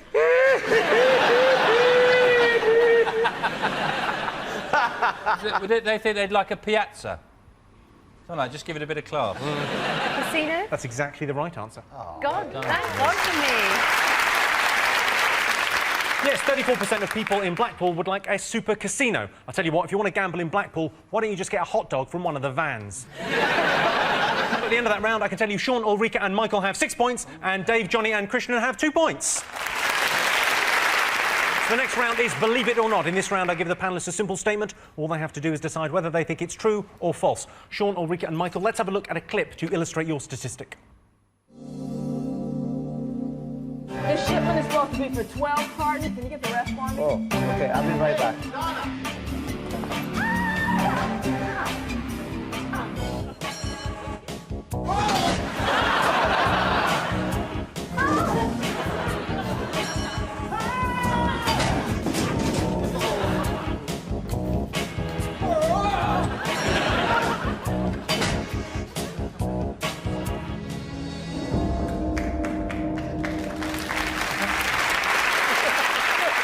got to be the best beginning of Casualty that's ever been made. Here is your related statistic. 9% of workers say they would be prepared to break a bone to win a compensation claim. Do you think that's true or false? I've actually done something to deliberately hurt myself at work. I worked in the kitchens of a psychiatric hospital, and it was such a depressing job that I thought, if I left it, I wouldn't have got dull. So I was mopping up, and I threw myself at this sort of metal butcher's table and just sort of smacked my head on it. I actually did knock myself out. And I didn't get a penny because I had the regulation non-slip boots on. So they said, well, there's no way you could have slipped. It must be your fault. And they sacked me because they said, you're an idiot, throw it yourself. I've thrown myself off a horse once. You threw yourself off a horse? Yeah. Well, onto a footballer. I would think that in most jobs, though, it's quite hard to break something. If you can't break your leg photocopying, can you? Unless you have like a repetitive incident, like you keep dropping a stapler on your foot, like 100 times a day, like just doof, ow, doof, oh, keep knocking that, and then they just say, "Well, just move the stapler." 9% of workers say they would be prepared to break a bone to win compensation. True or false? I'd say it's false. I can tell you the answer is false. Well done. Yes, only 2% of workers say they would be prepared to break a bone to get compensation. My gran broke both her hips at work. She made a fortune suing that porn company. Dave, Johnny and Christian, let's have a look at a clip to illustrate your statistic. Do you hear something? Yeah, wait, there's one over there. Okay. Let me get him. Go ahead. Good shot, Justin. You're gonna put some meat in the freezer this year, I think. Beautiful. You've heard of tuna melts or patty melts. Why not squirrel melts? Well, this is Justin's squirrel. He's kind of cute. I'm gonna put his little tender butt in there. And some celery. I like to use the leaves. You want to poach this for about an hour on a low simmer. And I've got some already done here. This makes a nice weekend snack, maybe while watching a football game, or you can take it to a tailgate party. I'm gonna add just a slice of cheese. Now you want to pop these into an oven that I've preheated to 350 degrees for about 8 to 10 minutes. Perfecto! Squirrel melts. You must try them. I just have to say, no animals were hurt in the making of that film, unless you count squirrels. Here's your related statistic. 25% of Brits say they would definitely try squirrel meat if Jamie Oliver demonstrated a recipe on TV. True or false? Only if it was appropriately labelled may contain nuts. I don't think it's the recipe that's the issue, really. It's not like you go, oh, well, I haven't tried it with coriander. I always thought squirrels are a bit like Tyrannosaurus Rex, aren't they? Because they've got those... See them, they're quite terrifying, squirrels. They come towards you. There was a campaign in Britain about 10 years ago to encourage people to eat squirrel meat. I did a piece about it on the news. It was total rubbish, but because I did it on the news, everyone believed it. And, Do you ever do that? Is there ever a slow news day and you just go... Make it up. Doesn't matter. Squirrel meat. Yeah, I'll do. Is that a story? Yeah, why not? 25% of Brits say they would definitely try squirrel meat if Jamie Oliver demonstrated a recipe on TV. True or false? I mean, that's basically, would you do anything Jamie Oliver told you to do? Most people seem to, don't they? Well, he's an inspiration. He's brilliant at humiliating fat kids. Some of them fat kids go on to be fat adults. You ever see people busking with squirrels, do you? Like they do with cobras in India. You could do some good busking with a squirrel, couldn't you? If you had like an elaborate system of ladders and pulleys and swings, and you just got him climbing around, and they'd put some music, and then you could make a fortune. You wouldn't need to kill them. You could actually have them working for you. You'd probably become a millionaire. Start more travelling, hundreds of blokes. Franchise it. A bit like the cats, the squirrels. 25% of Brits say they would definitely try squirrel meat if Jamie Oliver demonstrated a recipe on TV. True or false, Dave? It's only 5%. You think it's true? Do I ever ask you to trust me? True. True. True. Well, I can tell you the answer is true. Yes, 25% of Brits say they would try squirrel meat if Jamie Oliver demonstrated a recipe on TV. I'll tell you what, I'd try Jamie Oliver meat if a squirrel told me to. Our next round is called Pick of the Polls. Our teams take it in turns to choose a picture from the board and then answer related statistical questions. Jason, Joan and Alexa, your turn first. What do you want to go for? This one in the bottom corner. Jesus saves. That picture represents Christians, and this is a poll with a whole question. 21% of born-again Christians have what? No friends.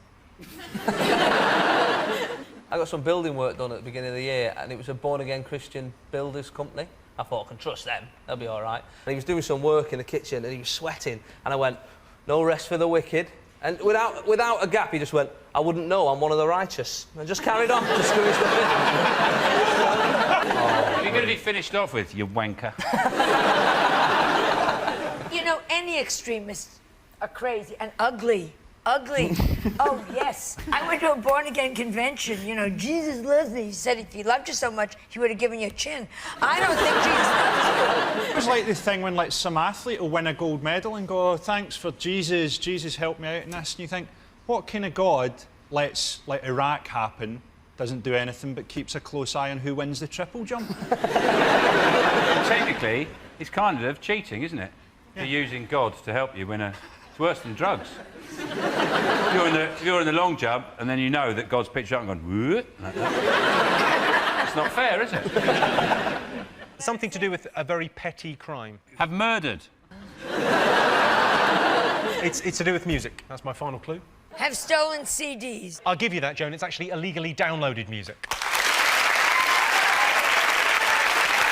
Yes, 21% of born-again Christians have illegally downloaded music. I've not found Jesus, but then I think he should try and find me. He's omnipotent, I'm on telly. Come on, Jesus, how tough's that? OK, Sean's team, what do you want to go for? I'd like the one of Madonna with her head coming out of a dwarf's buttocks. You've chosen a one-upmanship question. In a poll to find out the celebrity Brits would most like to swap houses with, Madonna came second. Who came top? I watch Through the Keyhole when I get the opportunity.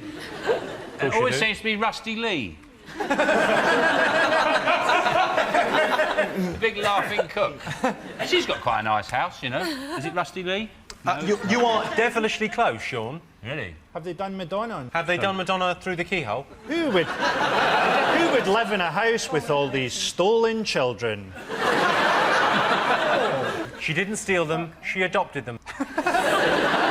What celebrity's house do you want to live in? I'd swap with Jamie Oliver, because he's a dick, right? Oh. And it only says I have to swap. He'd still have to live with my mum and dad. And they would fucking hate him. He's always spitting when he's cooking. I'm chopping the fucking thing. Like... Say it, don't spray it. Spitting, man. Well, I can tell you, you're absolutely right. Right? Yes, the celebrity Brits would most like to swap houses with is Jamie Oliver. I'd like to swap houses with Jamie Oliver because I live in a soundproof box 2 miles underground.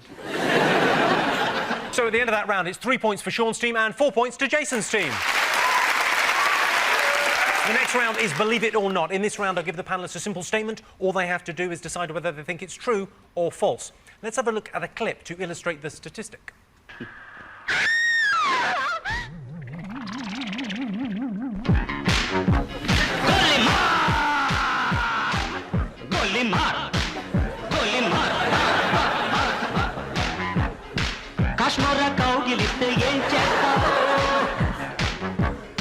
Nepali మంత్రమిస్తే ఏమవుతావో పుట్టంగానే మట్టైపోయే చల్లారేదట్టగో ఇప్పుడు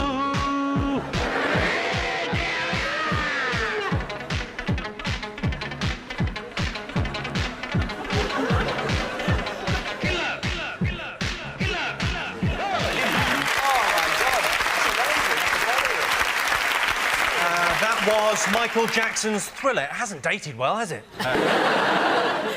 Here's your related statistic. More Americans own a Thriller CD than own a passport. Is that true or false?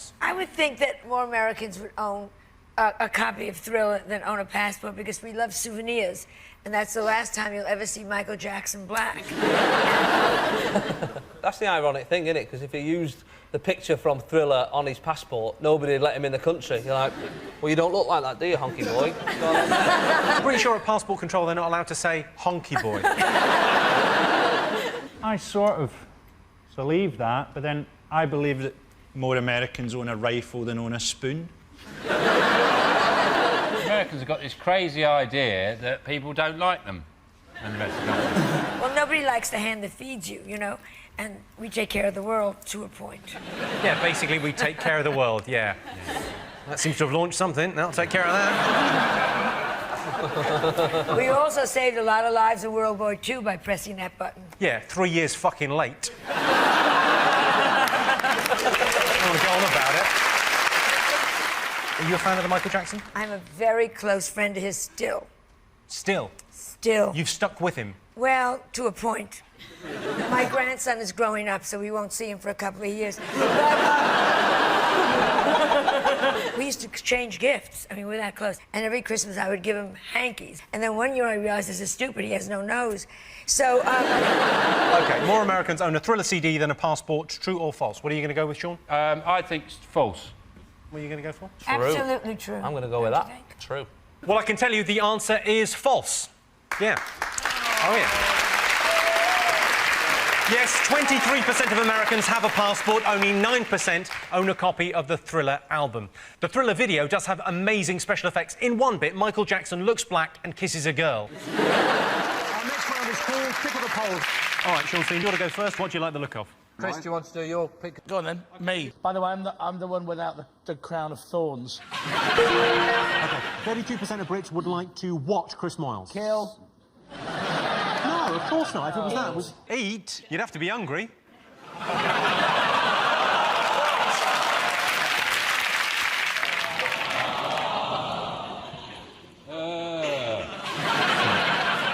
I'd rather be fat, Chris. 32% of Brits would like to watch Chris Moyles. Kiss. It's not a kiss. God. Listen to Chris Moyles. Only 32. Say something nice. It involves getting into your personal space. Oh, OK. 32% of Brits would like to... Climb in your mouth. Plenty of room there. Yeah, it's all personal space, isn't it? Move in with. That's exactly the right answer. Hey. Yes, 32% of Brits would like to share a flat with Chris Moyles. Chris has been censored in the past by broadcasting watchdogs for the inappropriate use of the word gay. What a bunch of benders.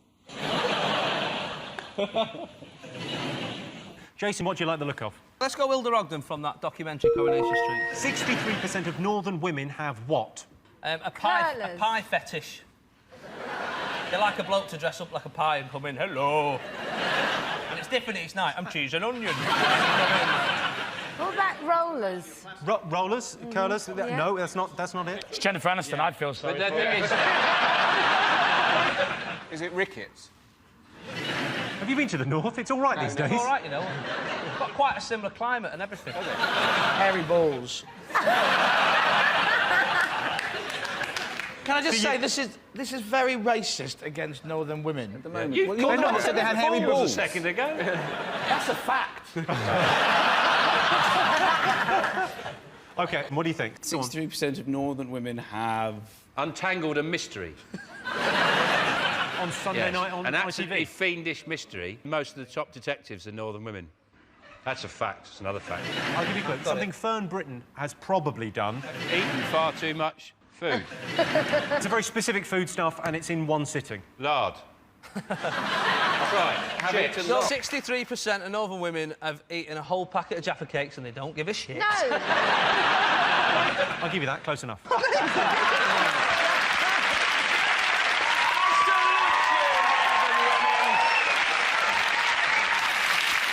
63% of northern women have eaten an entire packet of biscuits in one go. Well, you've got to finish the pack before you get to the checkout, or you have to pay for them. OK, so at the end of that round, Sean, Chris and David have 4 points, Jason, June and Michael have 3 points. Welcome back to 8 out of 10 Cats. The next round is Believe It or Not. In this round, I'll give panellists a simple statement. All they have to do is tell me whether they think it's true or false. Let's have a look at a clip.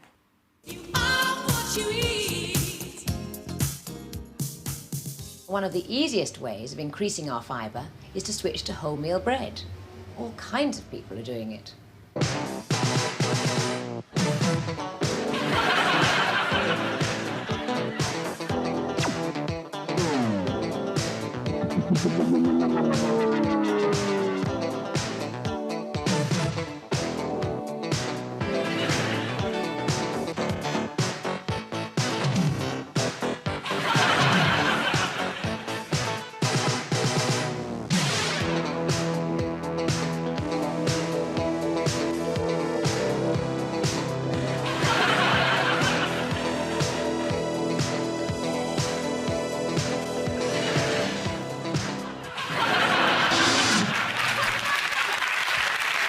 that's what Greg the Baker looks like. And also explains how I got that yeast infection. That was You Are What You Eat in 1986. Here's your question. 85% of women say cooking is the most important skill they look for in a partner. I think you've missed out the word obese before women.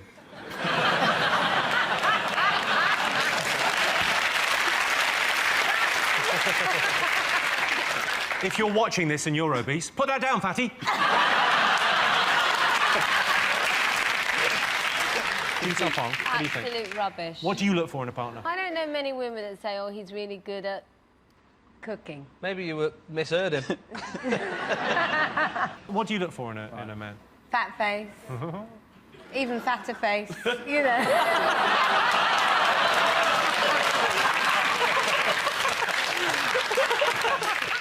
This statistic is a little bit weird because a lot of McDonald's staff are single. At no point does a woman go, oh, you've got 5 stars.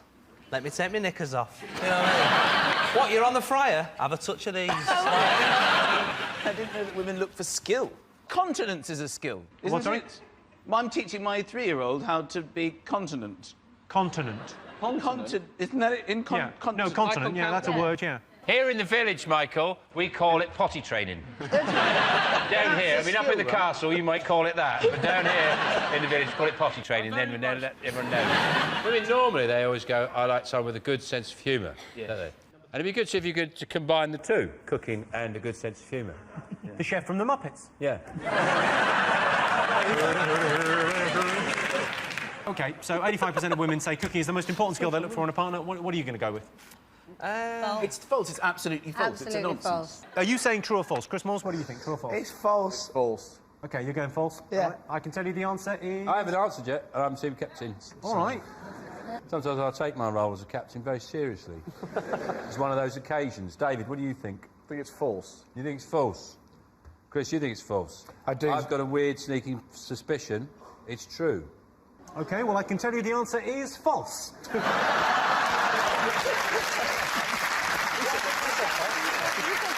Only 13% of women say cooking is what they look for in a man. When my girlfriend and me are in the kitchen, things get pretty steamy. We haven't got an extractor fan.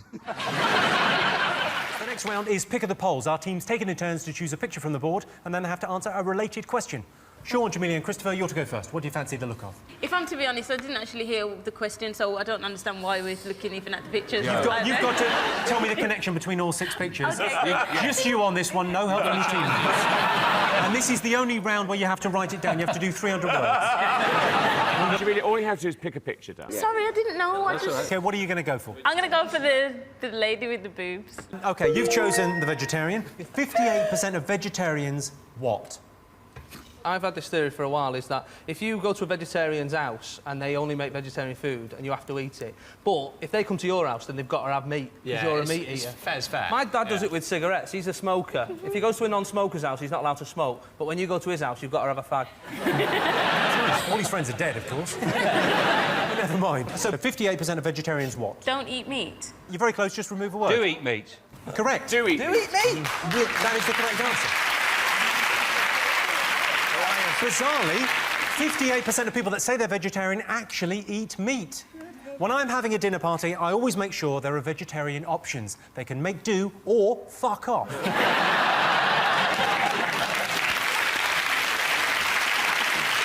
OK, you've got to pick a picture? OK, it'd be silly not to have Chris Hoy, wouldn't it? Yeah. We polled the studio audience and asked them, would you rather win an Olympic gold medal or an Oscar? What do you think? It depends on the audience, doesn't it? It depends on their kind of... If they did make a film of your life, who'd you want to play you? One of my coaches reckons I look like the guy from The Incredibles, the father. Yeah, you do, actually. He does that a lot. 2 tickets to the gun show, please. Right, I wouldn't mind. All he's doing with those is holding handlebars. Occasionally you've got to ring a bell when you're passing someone. Nice. Do you, when you're cycling around the streets, do you wear an helmet? Not the big, long, pointy one, but yeah, I wear a helmet. Yeah, that one. Because my friend, right, she will not wear the helmet at all, right? She's like, I'm not wearing a helmet. And the reason she's not wearing one is because she says it messes her hair up, right? Oh, should we go over to Jamelia for hair news? I'm afraid I've got to fuck off. To you, Jason. Well, I I said to her, yeah, but a road traffic accident will mess your hair up more, won't it, than wearing a helmet? Like, you don't want to be lying in A&E and the doctor come over and go, are you all right? You go, just tell me, is my hair all right? Well, you can have a look, it's on this plate. There you go. Why don't we do an appeal to her now? Wear an helmet, you dick. Chris always says. Yeah, always says. I don't wear a helmet. I cycled all the way through. I said it, I cycled all the way through the 70s. Yeah. 1972. 1973. 1974. Nobody had a helmet. My dad says if you don't wear an helmet, you've got nothing to protect. So your dad, he's a heavy smoker, who says, you're mad if you don't wear a helmet.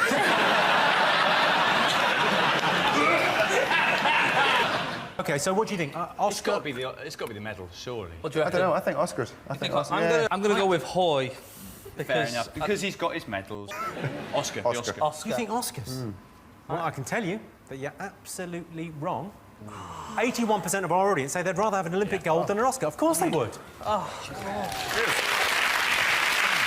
Chris Hoy's bike was very expensive, but you've got to remember it was a joint birthday and Christmas present. Our next round is pick of the polls. Sean, Patrick and Kevin, what do you like the look of? Is that a fence? Let's go with the fence. OK, you've chosen the country gate. Here's a clip to illustrate the question. Every year, thousands of new singles are released in this country, and even the professional pop pundits find it difficult to predict just which is going to be the big chartbuster of them all. But what about this? It's all about aliens from another planet who find the ideal place to settle here on Earth. Silently, they came to ground, left their ship and went to town. For they knew there was energy from aliens from outer space, needing help from the human race. They found the answer at Northampton.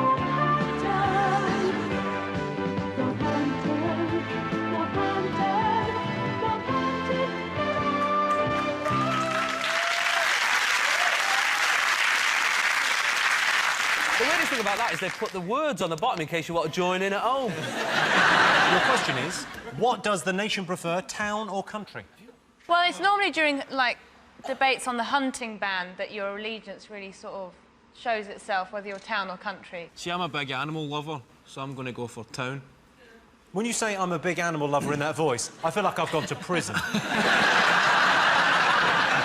I'm actually from a small village. I'm from a small village in Ireland, but I live in Chelsea now, and it's quite tricky when, you know, you're from the country and then you turn up in the town, because the town's quite, you know, it's quite unfriendly. You know, you talk to people, like, well, I went to introduce myself to my neighbours in Chelsea, and they thought I was giving them a quote for tarmacking. Like, if you're in the countryside and you ask someone directions, and you kind of are pretty sure about where you're going, but you think you just check. And it's a quick, is it up here then? And they should just go, yeah. But they don't, they stand for ages. And sometimes they walk you to where you want to go. They get in the car. They get in your car. As well. I'll get in, I'll show you. You're like, no. Yeah, and it's like, fuck off, don't touch me. Mentalist. This is a smart car. We'll be touching. Sean, what do you think, town or country? I like the country. Hey, Jason, what are you going for? Town. Country, we'll go country. You'll go country. Sean, you going? Go for country. Country. OK, you're going with the country. I can tell you 65% of people say they prefer the country. There you go. The countryside is great. Unless you want to buy anything, go anywhere, do anything or see anyone. Jason's team, what do you like the look of? Ooh, is it London? Let's go for London? Yeah, we're in London. It seems rude not to. OK.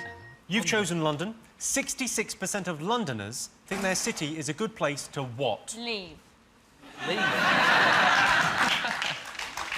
Is it a good place to visit Trafalgar Square? Is it to sunbathe on a tiny bit of grass near a road? I always see that. Just people going, that's grass, that'll do. You do see some people, you kind of go, that is a roundabout. There's no two ways about that. Is it to find a cab driver who will only give you a lift if you live near him? I found that sometimes. They've not got the idea of our face. It's like the only place in the world that you go, all right, mate, I'm just going to Kentish Town. They go, sorry, mate, I live out west. So you're only giving lifts to people on your street? They have changed, though. Now that there's a recession, they sort of, even if you don't hail a cab, they sort of stop and drive really slowly past you going, lift, want to come in? Hey, lady, lady. You sure that's cab driving? Is it a good place to have a night out? Because that's what you think as an outsider. You come to London, it's going to be quite exciting, the nightlife, the scene. And then, like, 2 in the morning, it's just the same as any other city in the UK. I was in a McDonald's in South London. Oh, you've lived a life. Party time. It's a Scottish name, McDonald, you know, eat your home cuisine. So I was and there's a guy in the queue at 2 in the morning, early, and he was having a lie down on the floor, right, 2 in the morning, in what I would deem to be the queue, right? And from what I could gather, the guy had pissed his pants. Right? He had shat himself, and he was in the process of being sick, right? The guy was having a tough time. You know, it was as if his insides got to that stage in the night when they went, right, that's it, we'll call it a day there, lads, you know. Find an orifice, we're leaving. And I thought, this is the London experience here on this. Is that a good place for a night out? It's not a good place for a night out, but you paint a wonderful picture there. So 66% of Londoners think their city is a good place to what? Meet the other 34%. You're sort of on the right lines here. It's to do with meeting someone special. A good place to fall in love. Yeah, I'll give you that, yeah. Get Good. out. 66% of Londoners think their city is a good place to find love. The last relationship I had, I ruined by blurting out, I love you, too early, which gave away the fact I was hiding behind the curtains. The next round is Pick of the Polls. Sean, Johnny and Gabby, your turn first. What do you like the look of? Fans. Fans, please. The fans, OK. Please. You've chosen the sports fans. Here's a clip to illustrate the question. We are the Diamonds. We come from Glasgow. We're here to play football. Out of our way.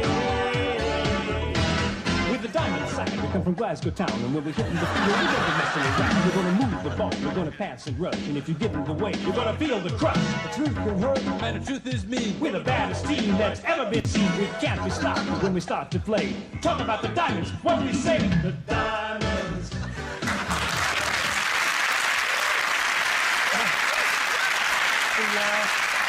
That's the Glasgow Diamonds there. They're the top of the Clydesdale NFL and bottom of the Clydesdale NFL.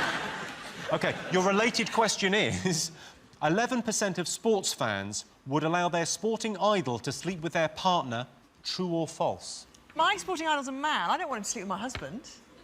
Oh, come on, treat yourself.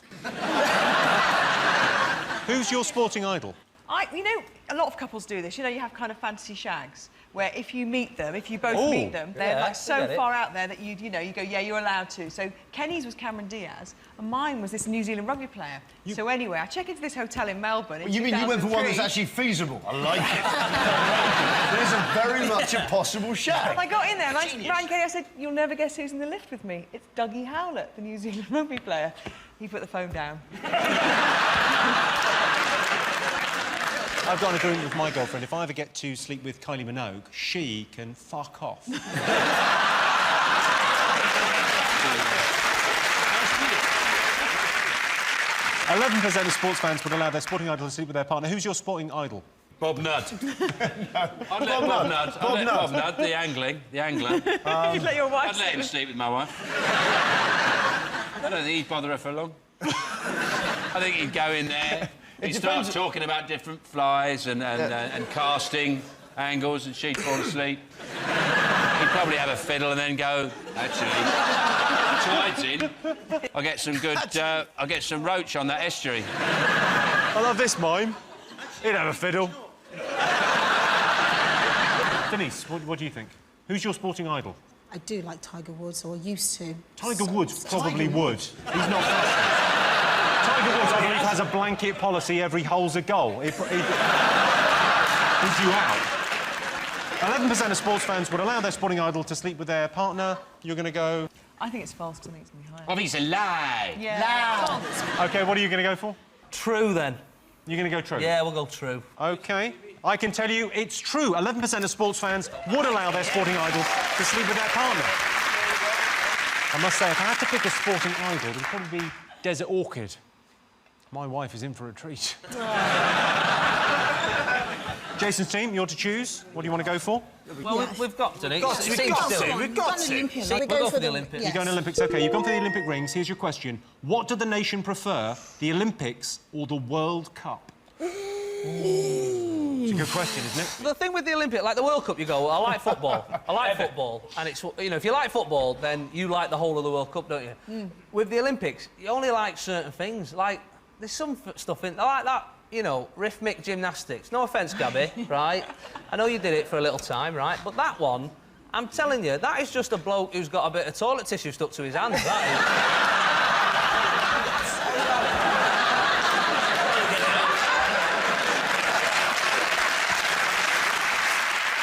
The other thing that gets me about the Olympics is that they give away a bronze medal for third. Like, there's gold, yeah? Valuable. Oh, yeah, gold, yeah, gold, lovely. Valuable. Silver, valuable. Bronze, if you had some lying around the house, a thief wouldn't even bother nicking it. Have you got any bronze? I have. No. Someone comes to your school and I goes, know we got my a bronze Olympic medalist medal. coming in today. No one cares. You may as well, if you're going to give them a bronze medal, you may as well let them hold a toaster. When they have the Olympics over in the East End, yeah? When they have the van load of medals being shipped over, believe me, they're not going to have to protect the bronze medals from the local hoodies. Worthless. Worthless. You've obviously not seen any of those cash for bronze adverts on the telly.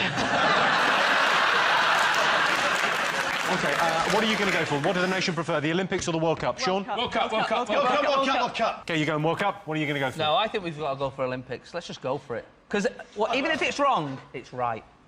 Yeah. But it will be wrong. I can tell you that 57% of the nation prefer the Olympics to the World Cup. Yeah. A lot of planning is going into the 2012 Olympics. Sadly, most of it by Al-Qaeda. Our next round is pick of the polls. Sean, Carol and Russell, you're to go first. What do you like the look of? Oh, we like the picture. The little child? You've chosen the child asking a question. Here's yours. In a poll to find out which scientific questions parents most fear being asked, where did I come from came second. Yeah. What came first?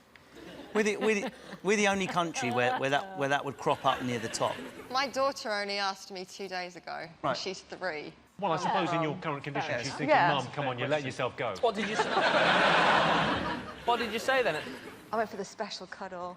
Mummy asked Daddy... Magic cuddle. ...for the magic make-a-baby cuddle. Daddy that makes says... it sound weird. Really? Yeah, I think it makes... I mean, not only from an adult looking... She's 3! No, she'll be fine with the magic cuddle, but I'm feeling a bit seedy. I find you. Is that magic or normal? You're not going to get anything out of that, lads. OK, so what's the scientific question that parents fear the most? What is gas?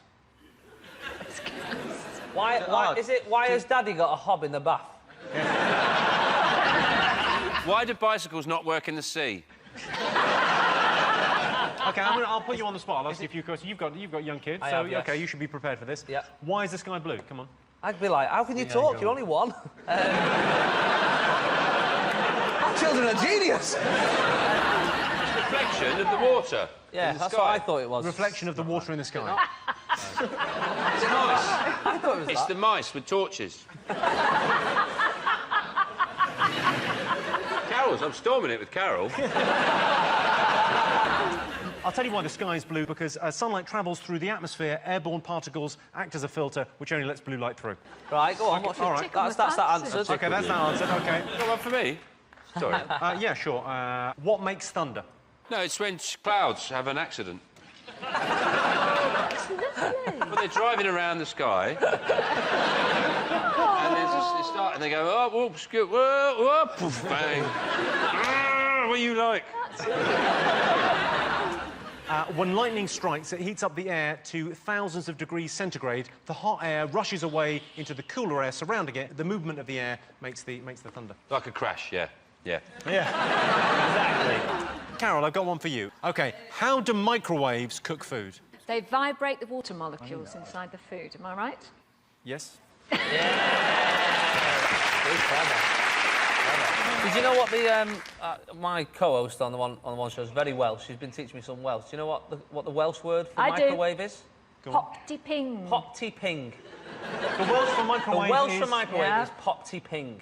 And you wonder why we think you're simple.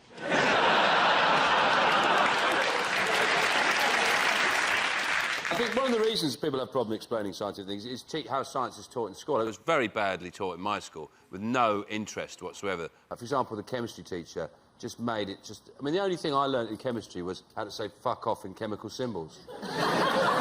Which is fluorine, uranium, carbon, potassium, oxygen, fluorine, fluorine. That's all I learnt. OK, so let's get answers now. What's the scientific question that parents fear the most? It's not about death. It's not about anything No, it's like about the weather. Yeah, about the weather. Why does the sun shine? Why does it rain? Why does it rain is the question parents fear most. Yes, the question parents fear being asked most is how does it rain? When a child asks me how does it rain, I always explain, well, what happens is God cries when you talk too much. Number 2 on the list is where did I come from? And, of course, the simplest answer is my balls. Jason's team, what do you like the look of? Well, since it's a science special, we'll go to scientist. Seems... The scientist, OK. Yeah. You've chosen the scientist. Have a look at this. Some of the world's most dramatic scientific discoveries had unusual origins, a fact which might have inspired teenager Malcolm Pickard when he spent £2 on electrical equipment and built a snogometer. Building it didn't cause any sensation, although there were quite a few shocks when Malcolm introduced his invention to members of a Trowbridge youth club. So much so that there isn't any lack of volunteers to call it his home to assist with further development. Hold tight, just testing.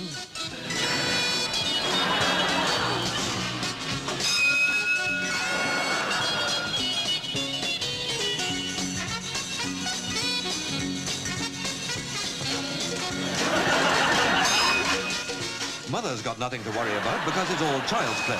But see what happens when someone just that much more mature gets to grips with the problem. Holy smoke.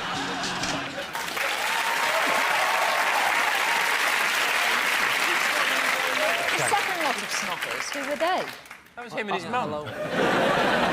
Here's your related question. Most young people would rather be a scientist than a rock star. True or false?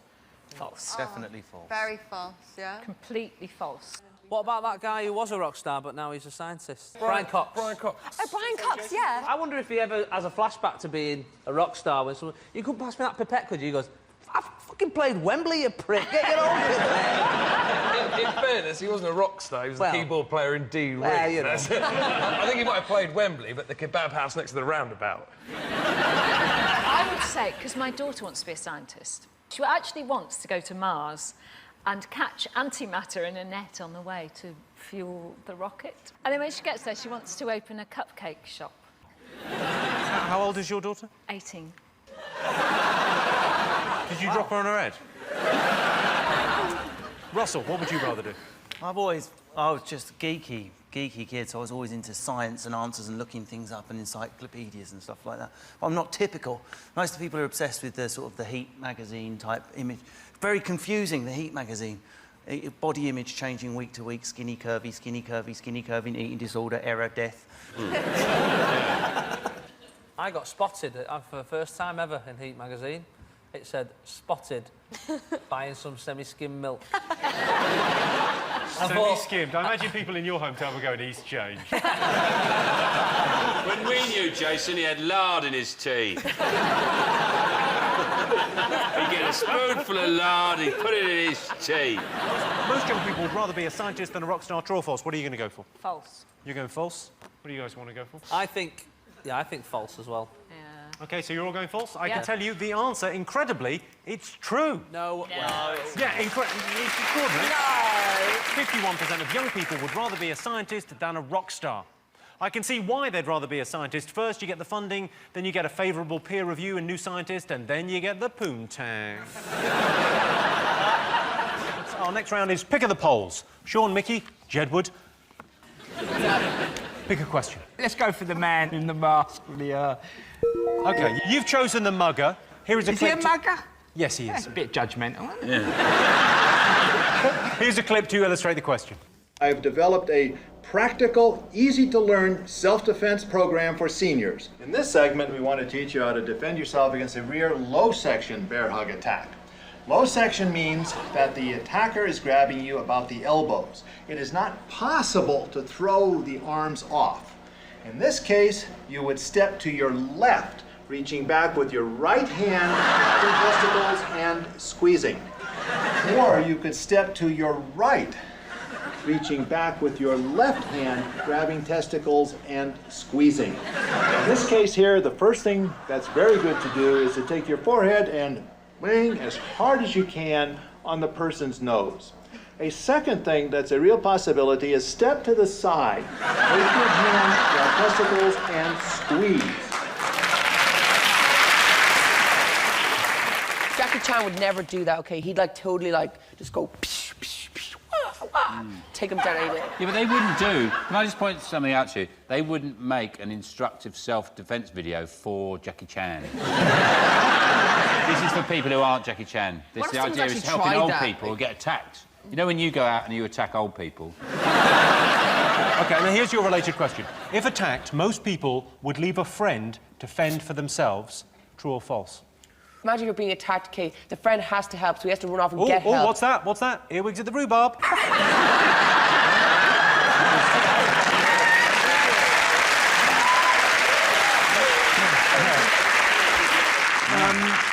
It's all to do, I suppose, with a friend, isn't it? Because we've all got friends who are complete arseholes. You always keep one in your life, don't you? And you hope that one day they'll shape up and you go out with them and they're still an arsehole. And they get you in trouble. That one, I'd probably go, I'll see you in a couple of years' time. It's worth remembering, if you don't have one of those friends, it's you. If you or John was attacked, would you help out? The thing is, like, they might think they might come after John, thinking it's me, and then kill John. And I'll be like, it was meant to be me. Why would they care which one? I would totally help out. I wouldn't run off. I'm like, I'd totally take down the person, and they'd be gone. I'd be like, go away. I'm like, go away. I'd like call Superman. This is like. Go away!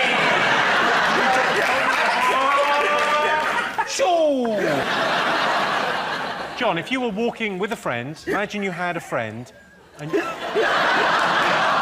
because you live on your own. But if you were with a friend and you got attacked, what do you think? Yeah, if I had a friend, I would fight to the death to keep hold of it.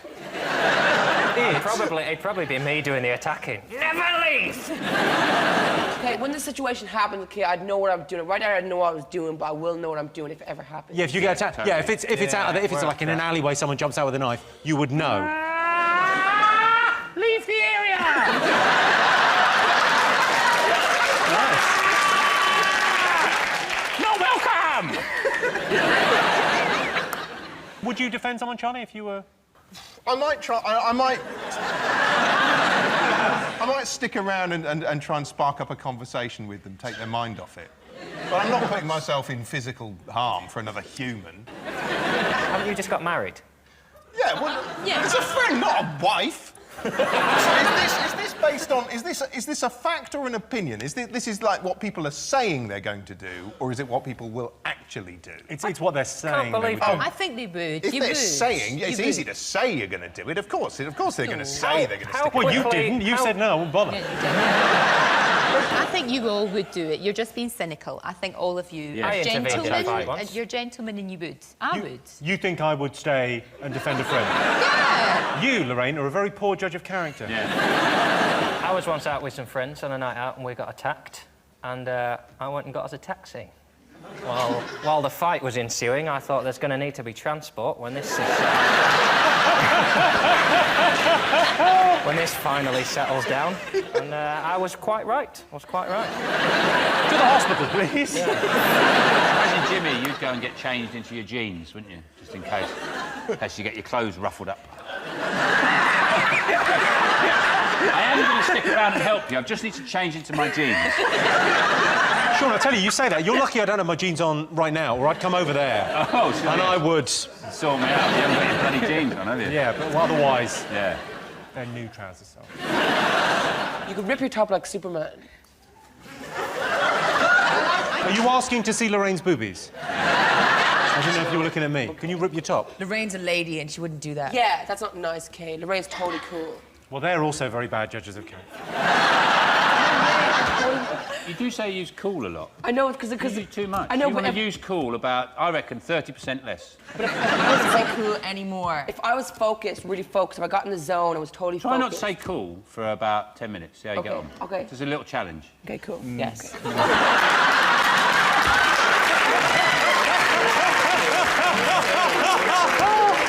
Genuinely didn't mean that. You didn't. OK, so let's get the answer. So, if attacked, most people would leave a friend to fend for themselves. Are you saying true or false? False. False. Yeah, people would be good. True. True? True, because everyone's aware. Yeah, I think it's true. I can tell you, the answer is false. Yeah, only 5% of people would leave their friend to fend for themselves. In situations like that, I just let my fist do the talking. Please let me go. I don't like it. So our next round is pick of the polls. John, Rachel, Tim, what do you want to answer a question on? Can we have the lady with the knife and fork? She looks angry about what's about to happen, and I want to find out why. OK, all right. Well, your related question, OK? Worst thing on a date, a fussy eater or someone who drinks too much? If they're a fussy eater, you can just eat their food. Done. I'm happy. So that would be a good thing for you, a positive That'd be thing. fine, as long as they actually go to the restaurant to start with, because I did go out with someone that would only eat, like, yellow stuff. When I was young, he'd only eat, like, chicken nuggets and chips, so... So you'd go out to a restaurant and go, do you have anything yellow? Did you go to a custard house? One of London's very fine custard houses. How many dates did you have with this guy? I went out with him for 3 years. John, are you a fussy eater? No, I'm fairly easygoing. It's the drinking that concerns me. They have to drink.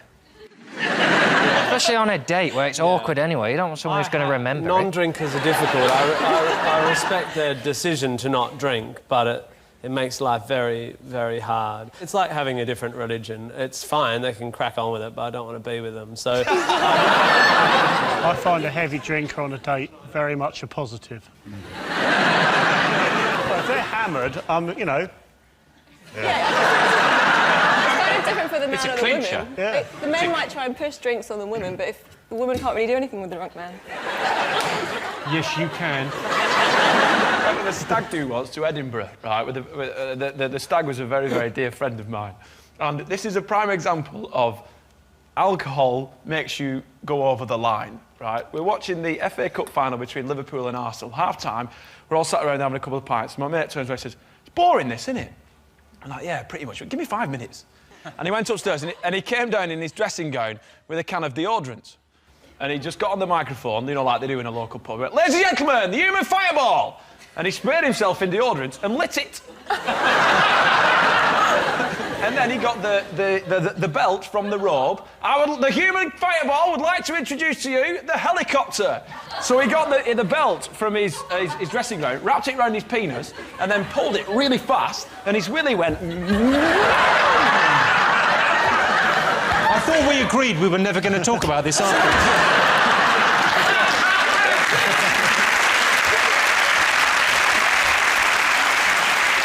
What alcohol does, it brings out the competition element of the male.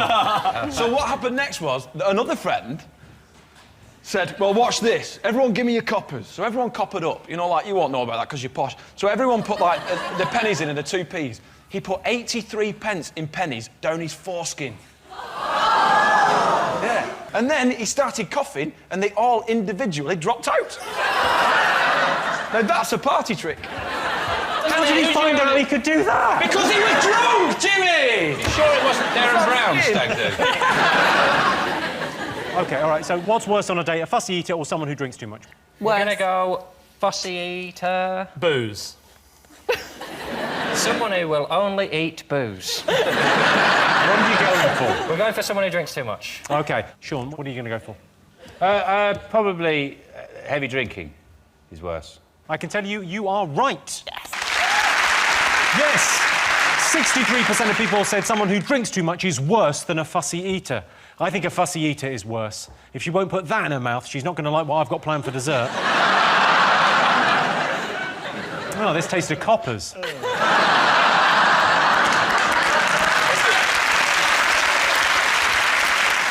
round is pick of the polls. John, Sam, Catherine, your turn first. What do you like the look of? The roller coaster one. OK, your related question is, most people would rather go to a theme park than a theatre. True or false? What do you think? Would I rather go to a theme park because I could leave at any point? Get the theme park, you could choose your own adventure. Say, hey, do I want to do the bumper cars? Do I want to do roller coaster? Oh, this roller coaster was cool. I want to do this 6 times. Whereas in the theater, you might enjoy a part in the theater, a line of dialogue, but you can't say, hey, do that part 12 more times. That was great. John, are you an adrenaline junkie, you know, theme parks? Oh, yeah.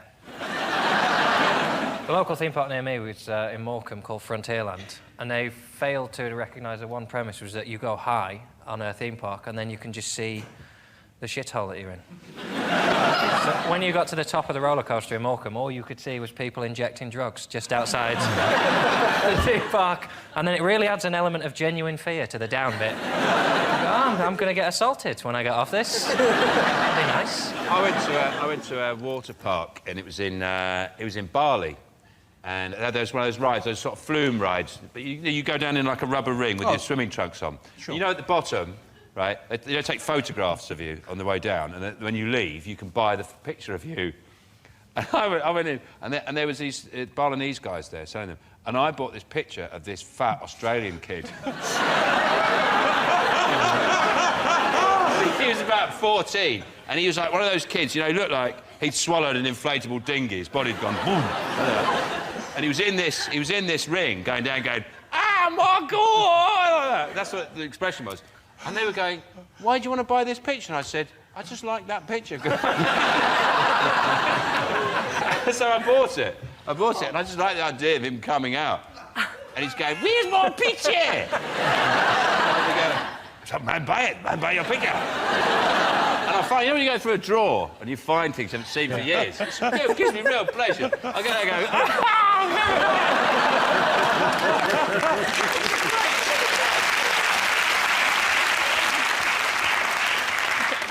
I went to Euro Disney when I was a young teenager and got groped by Pluto. Sort of put me off it, really. Had my photo taken with him in his big dog hand. Gave me a squeeze on my prepubescent buns. He probably doesn't work there anymore. He's probably moved on. He's probably a priest now or something.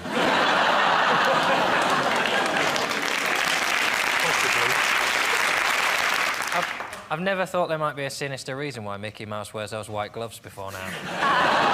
No Prince, Pluto!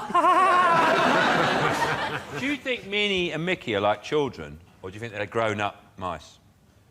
Grown-up. I think they're grown up. I think they're grown up in my head. They're grown up. Are they a couple or are they brother and sister? Oh, Jesus. I think mice. They've both got the same surname. I think. Look, I know exactly what's going on because I've got the 2-year-old.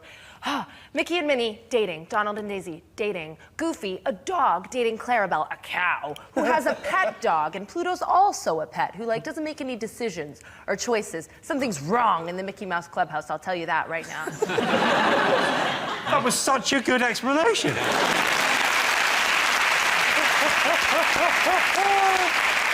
OK, so let's get some answers. Most people would rather go to a theme park than a theatre. True or false, John? We think true. True, yeah. You think true? True. OK, what do you think, Sean? I think we should go for the theatre. This is the land of Shakespeare and Andrew Lloyd Webber. Theatre, so you're going false. OK, well, I can tell you the answer is false. 54% of people would rather go to the theatre than a theme park. Sean gets the point. I'm very careful to keep my phone on silent in the theatre. The last thing I want is to be woken up. So our next round is pick of the polls. Sean, Nicola, Nick, pick a question. A picture of... It's supposed to be me, Anna. Yes, picture of Nicola. OK, all right, you've chosen a picture of Nicola Adams, the gold medal. Have you got the gold medal? Lovely presentation.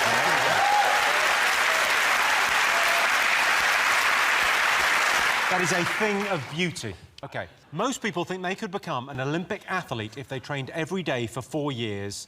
True or false? That's a great question. Thanks. I've been working on it, I'm really thinking about it.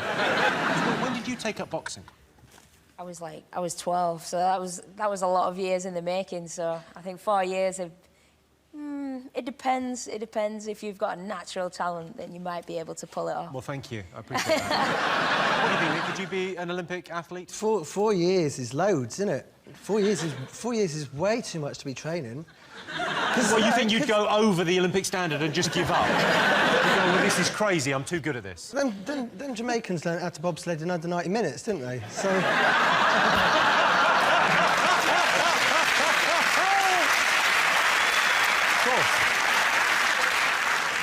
What do you think, Sean? What sport would you go for if you were going to try and get into, you know... Olympic sport, probably pole vault. That's the one I've got the most natural skill at. It's the one I just naturally find myself doing. Just if I'm in a park with some equipment, I just find myself doing that. That's the one. It's your go-to. I'll just sort of go, I'll be like chatting around, sort of loosening up a bit like that, and I'll just pick something up and just find myself running and go, whoa. Don't they just do that at school, pole vaulting? To get in. They... bloody games, would they? Sorry, you had to do pole vault. It was one of the things that we had to attempt to do. That and long jump and hurdles. Why the giggle on hurdles? Because I'm obviously shit at all of those things. So are you training every day now for 4 years before Rio? Pretty much, yeah. Pretty much every day? Yeah, Monday to Friday, every week, 3 times a day. Can you hear people when you're punching? Like, when you're in the ring and you're boxing, can you hear what people are, like you've been talking? And I've heard everything honestly, said, mate, don't feel bad. A lot of that will be the voices in Nick's head. It's probably no one is blaming you. But can you hear them talking? You know, not really. Can't wait for your chat show. Thanks, Sean. Can you hear him talking? I've done my job.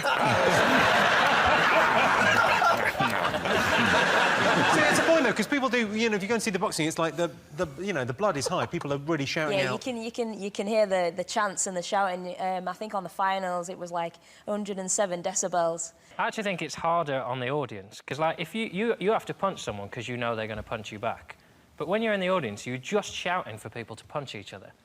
I went to some boxing last year. I've never been before, and they're big men. They are like, big. Really hitting each other. They've awoken something within John. Oh, and at some point, you sort of shout, "Yeah, hit him!" And then he really hits him, and you think, "Oh, I hope he didn't do that because I told him."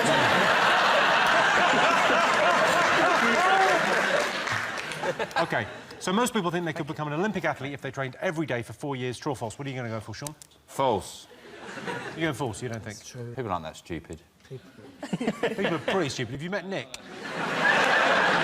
I did not put makeup on to be insulted.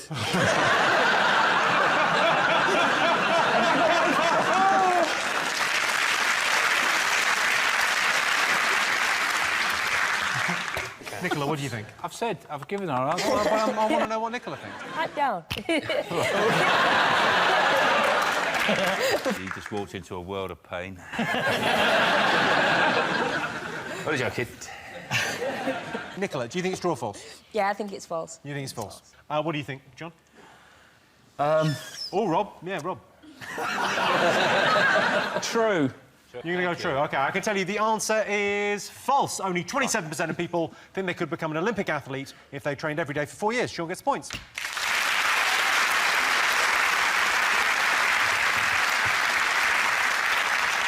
I'm planning on going to Rio in 2016 and bringing something back for Britain. A woman called Paolo with a suspiciously long vagina.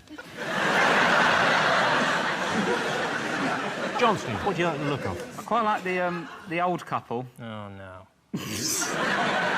What's wrong with the old couple, John? Well, it's going to be about love and touching each other and all that. OK, here's your related question. Most people are regularly embarrassed by their partner's behaviour. True or false? I had a bit of an embarrassing moment with my girlfriend because I'd never been to the theatre before. She took me to the theatre. We went to see Wildest, and I think How many letters can you take out of the... What did you go and see last night? Walsh. Oh, yeah. And I did. You order interval drinks. I just thought you got one with the ticket because when you come out of a theatre, there's all these drinks lined up. And I was like, I got me a beer and a wine. She came. She went, "Oh, did you order drinks?" I was like, "Yep." Yeah. There's these two old couple going, where's my beer? Where's our one? I don't know, mate. Someone's nicked it, haven't they? Yeah, because you've got the perfect accent for getting away with that. Oh, where's my drink? I don't know, geezer. Someone must have half-inched it. Did you pay for the drink? But what do you do? You go, hello, mate, yeah, I stole your drink, here's £4. You go... £4? You have not been to the theatre before. You're lucky to get change out of 30, aren't you? Buy 2 drinks in a theatre. Yeah. Mind you, after you've sat through a play, you'll pay anything for a fucking drink, won't you?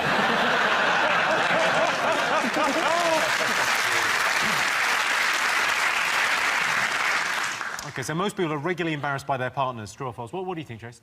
I would say true. I mean, I would say in general, people are embarrassed by their partner's behavior more often than we would admit. But inside, they're going, Jesus, would you just shut your mouth already? I mean, not me, of course. I never think that about my wife. I mean, everything that comes out of her mouth is precious. And that goes into her mouth, for that matter. My girlfriend does this thing where, if we go out, she'll sort of become like, almost totally invisible. So I'll book a table at a restaurant, and then the waiter will come over and order and take my order, but he'll just leave, as if she's not even there. It's very... I have to order for her. It's got to the point now where even I think, and this is going to sound ridiculous, but sometimes I wonder if she's there. Why would the sex be so good if she wasn't there? Sean, have you ever embarrassed your partner? Nothing springs to mind. It's incredible. What example? We've got a list here of embarrassing embarrassing things. OK, tripping over in public. Have you just trip over? That's not embarrassing. It's funny. How is it not embarrassing to trip over in the street? Why is that embarrassing? People trip over. Not everything's level. We don't live on a snooker table. What's inevitable? What are the other ones? What are the other embarrassing things? Well, the wardrobe malfunction is the kind of you know the. What, where something just inflates and you didn't expect it? So you're wearing a coat, it just goes boom. Jesus, God, I've got a big inflatable coat on. She's never let me wear jeans and a jacket. I think she's right. You can't wear it like a geography teacher. Everyone looks like a geography teacher. I think she needs to back off and let a guy wear what he wants. I think she needs to come down here and say stand this. up. You sound like a geography teacher. Geography teacher. All right, let's get some answers on this. Most people are regularly embarrassed by their partner's behaviour. True or false? What are you going to go for, John? I reckon true. True. I don't think you'd be with anybody for a long time if they found them embarrassing, would you? What are you going to go for, Sean? False, Jimmy. I can tell you the answer is false. Only 16% of people are regularly embarrassed by their partner's behaviour. Walking in on someone on the toilet is embarrassing. I'm so sorry I'm late. Next round is Pick of the Polls. Sean, Tina, Joe, pick a question. The bored-looking lady. OK, here's your related question. Most people secretly want to do another job. True or false? I'd say 99.9% of people would like to change their job. I would. What do you think your true calling is? What's your true calling? I'd love to be a tax inspector. I've never...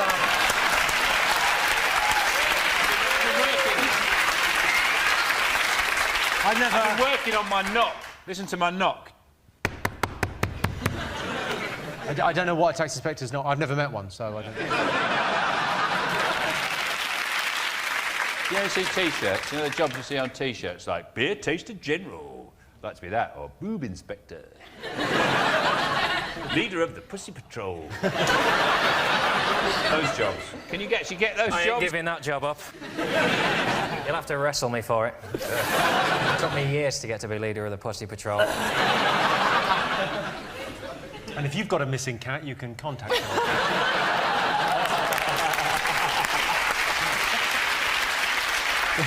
What about you, Joe? Bet you'd like a different job, wouldn't you? Toss up between a dinner lady or a falconer. Either or. Dinner lady? Yeah. Yes, I would. I think there's absolutely zero chance that Joe would ever pass the CRB check to make a dinner lady. I'd quite like to be a sniper. I've bought the bits and pieces already, so... In an official capacity, or like for the army, or do you think in a... freelance. Tina, what do you think you would do if you had a job? Probably be a...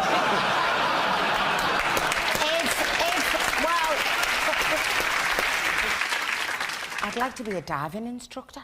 No, a politician, to be honest. Politician? Quite seriously, yeah. That's a great job to have. What would you do, John, if you weren't doing this? I'd quite like to be a milkman. A real buzz out of giving people milk. But in my experience, unless you've got the uniform, it's weird. You just knock on someone's door with some milk and go, there you go. If I couldn't do this, I'd like to be a zookeeper. But I wouldn't touch any shit. I've got a friend who's a zookeeper, and it is an amazing job. I've got a friend Is this true? Really? He's got a dangerous wild animal rescue facility in Woking, this little house in Essex. There's an emu, and he gave me an emu egg, which looks like a dino egg. It's bright green, and I made an omelette out of it the other day. Oh. Well, that's... Oh, sorry, is this a rescue centre for the animals? If you're eating some of them... No, it's an emu We didn't egg. get the funding we were hoping for, so... Well, Beaky hasn't got a boyfriend, so you're not eating and it wouldn't be an emu because it's not fertilised. It's just an egg. It's Go just like very a nicely massive- with the leopard bacon. I'm sorry, Let's get some answers on this. So, most people secretly want to do another job, true or false? You're going to go... True! True. John? We think it's true. OK, I can tell you the answer is true. 54% of people secretly want to do another job. Our next round is Pick of the Polls. John, Tess, Aisling, pick a question. Can we have the robot, please? Of course you want the robot. A recent survey revealed 61% of people would be happy to shop at a fully automated store with no human interaction. So we asked our studio audience, would you rather be served by a machine or a human being? It's really annoying, isn't it, when you're in a supermarket and you use one of the automated tills and a light is flashing, it's either the DVD or a bottle of wine, and you know you need help. They never work, those things. You're supposed to pay for them before you leave. I've lost it with them. I've just shouted at the machine. So I've swiped this loads of times, and I've just said, look, I've taken the chicken, OK? Do your worst. The chicken's coming with me. So I'm like, hostage, so I walk out of the shop like this, go, I'm having this chicken, OK? I've tried to pay, you won't take it, I'm going. Drives me nuts. Yeah, it's annoying. And then you swipe, nothing swipes, and then you go, an apple, no sticker on it, just goes boop, and you go, what the... Get in your head. Occasionally, I like to put an unexpected item in the bagging area, just to hear a woman's voice.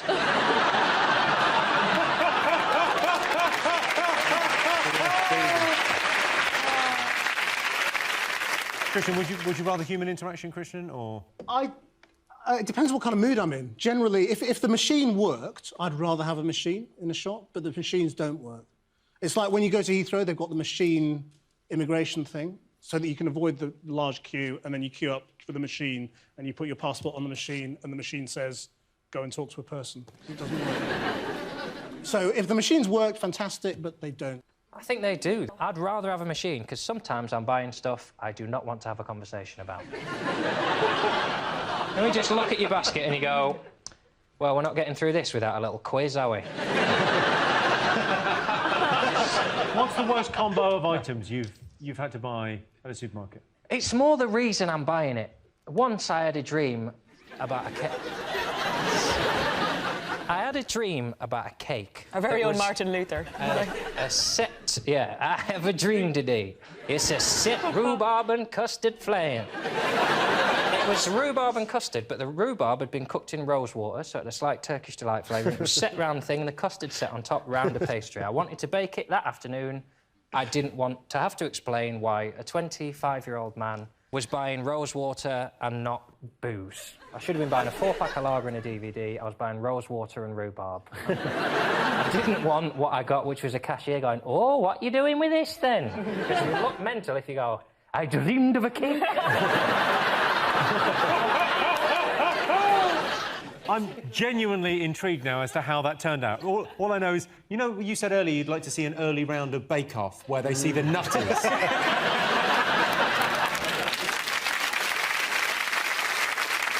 OK, so let's get some answers on this. We asked our studio audience, would you rather be served by a machine or a human being? What do you think they said? What would you go for? I'd say machine. Human being. OK, I can tell you the answer is 70% of our studio audience would rather be served by a human being. Point in the bag.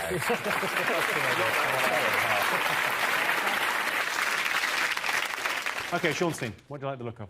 I like the look of a crying woman. This week, a man was jailed after forgetting to book his wedding venue and phoning in a hoax bomb threat to try and cover it up. It's a brilliant story. So we asked our studio audience, have you ever lied to get out of an awkward situation, yes or no? I love that story. It's a great story, isn't it? It's You must have incredible. had- Did you have that on the news? We didn't have it on the news, but it was a fantastic story. We should have had it on the news. But I thought it was a bit harsh. What, that he got prison time But he for got that? prison time because I thought, well, I understand that. I would have done that. Not a bomb hoax, though. Do you say that's OK to do bomb hoaxes because you've messed up? I think it's quite right. I personally think he's so stupid he won't even know where he is. He'll probably think it's just a really long, tedious honeymoon. What I like the idea of is that the ideas that he rejected. He had a list of ideas like Triffids, no, Vikings, ooh, lava from a volcano. You mean bomb hoax? OK, I've got a question for you, Joe. If you were getting married, right, to a lovely lady... Hey? No. Bear with me on this. If you were getting married to a lovely lady and you've forgotten to book the venue, I can't imagine you not being very organised, but imagine a scenario where you've forgotten to book the venue, what would you do in that situation? Hire a sniper rifle. Hire one? Yeah. Not made of money. Sniper. I love that bit of the yellow pages goes, sniper rifle hire. Oh! There's a gap in the market thinking about it. Or I would just say the venue's double booked. That would have been a better idea, wouldn't it? The venue's fucked up, they're double booked. Yeah. Just don't ask him. If you love me, you'll trust me. OK, have you ever lied to get out of an awkward situation? John? I'd love to answer that question, but my nan's... I've got to go and... You got a date with your nan? I've had plenty of times I wish I'd lied, where honesty is not the best policy, where you just don't want to see someone and you can't think of a lie quick enough. It's go, oh, do you fancy coming out for a drink? And you go, no. Shit. Yeah, you could have sugared that pill a little bit. OK, do you think our audience have ever lied to get out of an awkward situation? Yeah, everyone has. My dog farted recently, and to cover up the embarrassment, I said I'd shat myself.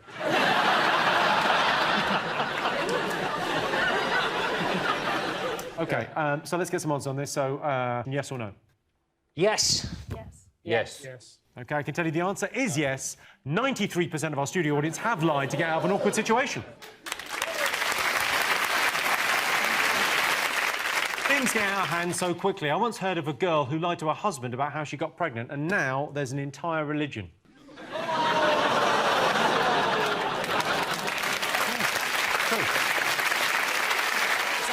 This pick of the polls. John, Fern, Carol, pick a question. The dunce. OK, you've chosen the dunce. Last week, a supermarket in Nottingham came under fire after installing a cash machine just 15 inches from the ground. Look at that. I mean, that's a lot of fun, isn't it? You can imagine 7 people in Nottingham being happy about it. Well, one of them would be happy, the other 6. So we asked our studio audience, do you think you have common sense, yes or no? John, do you think you've got common sense? I think I've got too much common sense, yeah. I think I would say that as a result, I'm bordering on the tedious. I don't think I've ever lost my keys or locked myself out, or... I can't remember the last time I fell over. I fell over last year. I fell down the stairs and I broke my nose. Now, that does not make life more exciting. Although, ka-ching, Stan a stairlift advert. How did you fall down the stairs? I had high heels on and a rucksack. I always go around with High heels and a rucksack? Ooh, tell me more. And you were dressed as a beefeater. No, I always have a rucksack. I don't like handbags, so I can put both hands in my pockets. So when I trip... You can break your nose. Well, I will say maybe I'm too commonsensical, but if I am going down the stairs in high heels, I don't put my hands in my pockets. Annie, what do you think? It's good when people say, like John, when he says he has got common sense and people pride themselves on their common sense. What is dangerous for society is when people go, oh, yeah, I'm a loony and proud of it. Oh, I came home from the pub and fried an egg, but I was so pissed I fell asleep. Next thing I know, the house is on fire. Aren't I a walliet? Yeah, you are a walliet. Let's let Wally it go, shall we? You know what I've always thought was not a thing of common sense is I've never understood why people test bath water with their elbows. Oh, no, you've got to use a baby. No. Why do people always use their elbows to test bath water? Because you never put your elbows in the bath. Then you sit there like that. Your elbows never go in the actual bath. And really, what you should test water with is with your balls. And that way, you would know exactly what the temperature is. OK. Of course, the people with the most common sense are probably, you know, practical people like plumbers.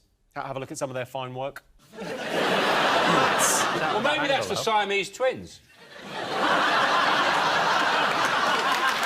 Yeah. Good. Take a look at this one. How do you explain that? Mr. Tickle, maybe? OK, the next one is pretty special, I think. This is amazing. I don't want them to see my face, but my junk, yeah, I'm fine with that. Fern, do you think you've got common sense? I've been told by a lot of people that I don't have any, but to me it all seems logical. Like, I put knives in toasters and things. Is that a bad thing to do? They are better hot. Yeah.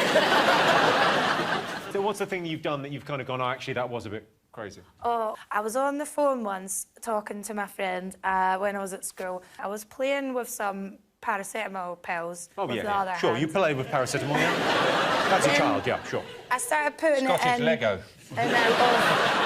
in and out of my ear, and then I had to go to hospital to get it removed from my ear. And then when they took it out, did you go, oh, it sort of aches a bit, and they won't just have a paracetamol? It's dead funny to go, you know it should go in your mouth. I've just remembered something I did, which is very stupid. When I was a kid, walking home from school, and I must have been about 7 or 8 years old, and there used to be a level crossing that went up like that. Yeah. And I had a Parker with toggles, and he'd be waiting for the train to go... No. And I was playing with my toggles, and I tied, like, not just one, about 4 knots across the railing. And I was just in a dream world, and then the thing started going up. And I was hanging on to this railing in the sky. And luckily, this guy got out of his car and sort of climbed up and cut me down as I was going... I know the stupidest thing I ever did.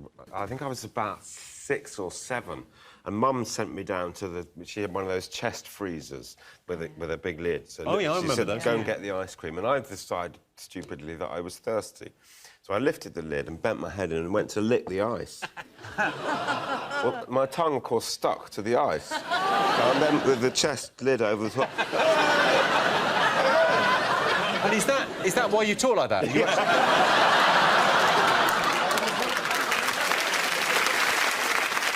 OK, let's get some answers on this. So we asked the studio audience, do you think you have common sense, yes or no? What do you think, John? I think people think they do have common sense, I do as well. What are you going to go for, Sean? Yes. OK, you're going yes? I can tell you the answer is yes. 76% of our studio audience think they have common sense.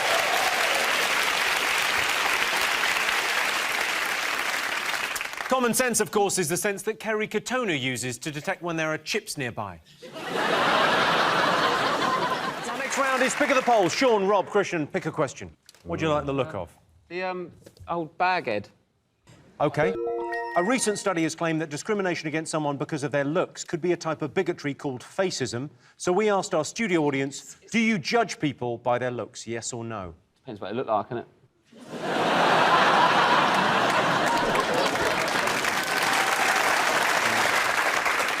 We got in touch with the people that did the survey, and we sent them pictures of John's face, and we got them to analyse it. They said your face was likeable and trustworthy, but this is how you would look if you were more dominant. He'd lose his hair. Richard O'Brien. This is how you'd look if you were presenting the Crystal Maze. Like a really happy racist. We sent them a picture of, Sean, your face, and they said you were trustworthy. But if you wanted to be more likeable, you would look like this. Why do you have to be bald? I don't think they do hair. That's not their thing. Oh, come on, that's half the head. He looks like Phil Collins. I do know that, Phil Collins, so that's worrying. And one of my eyes is bigger than the other. And they haven't captured my nostril hairs. My splendid nostril hairs. He's got no hair and no arms, and he's got... Why don't they do arms for glasses? See, we sent them a picture of me as well. They said that I was an extrovert, but if I wanted to look more threatening, we'd change it to this. You look like somebody that Bilbo Baggins shouldn't trust. OK, so back to the question. Do you judge people by their looks? Of course you do, of course you do. And then you come up with a nickname to go with those looks. Jugs, baldy, slaphead, fatso, something like that, you know, and make sure it sticks for life. Are you talking about their face or just the different little looks they have? If you met someone, every time they spoke to you like that? that would piss me off. If someone, like, do you want to go for a drink? Maybe. Christian, do you judge people by their looks? I certainly do, yeah. I mean, I judge my children by their looks. Have you got a favourite? Oh, yeah. I mean, everyone's got a favourite child, haven't they? I'll tell you what, I wish I did. It's right to judge people on their looks, though, isn't it? I get judged all the time. People come up to me, they assume I'm an Italian chef. I'm not. Yeah, I judge people by what curry they order. What do you order? Oh, well, I usually go for a Madras or a Rogan Josh. But if someone orders a doppiazza, I always think, oh, a bit odd. What's he up to? Why would you be ordering that? How would you judge me as a, you know... I would judge you as a bit of an Indian food ignoramus. If you, because a Madras isn't really Indian food. It's sort of, it's a British invention of Indian food. So, no, to be honest, I would judge you as a very nice... Anybody who likes Indian food is basically quite open-minded and therefore is a good thing. Is that the case? Yeah. I still meet loads of people who say, oh, I don't eat Indian food. Oh, really? Yeah. No. I've got an uncle who don't like pasta. Pasta? Is that Uncle Mohammed? Yeah. Mohammed hates pasta. I find curry menus really confusing, like, because if you read it, it tells you all the ingredients, but I think, because there's always so many, like, ingredients in a curry, I think, yeah, I know what all they are, but how's it going to taste? I can't work out how that many things. You mean if how it end up? I know what I call it, but what's going to happen at the end of it? For English, you could imagine eggs, bacon, yeah, sausage, I'm going to deal with it, sausage. but I'm like, yeah, I do like that, but what's going to happen when it's with that one? Is that just a curry house menu or just menus that you have trouble with? Menus in general, really, isn't it? Also, I can invent a new menu for you, which is just the name of the dish and then a little square that you lick. Oh. So you don't need to know what's in it. Just do I like the taste? And those menus can only be used once. Oh, don't worry. Book for that restaurant early. Carol, what do you rate people on their looks? I think we all do, don't we? Really, I mean, look at you. I'm up here, Carol. No, she's wondering where the wedding cake is, Jimmy. Are you saying that I look like a wedding cake decoration? You look like a wedding cake decoration. It's our little joke. Doing once a series.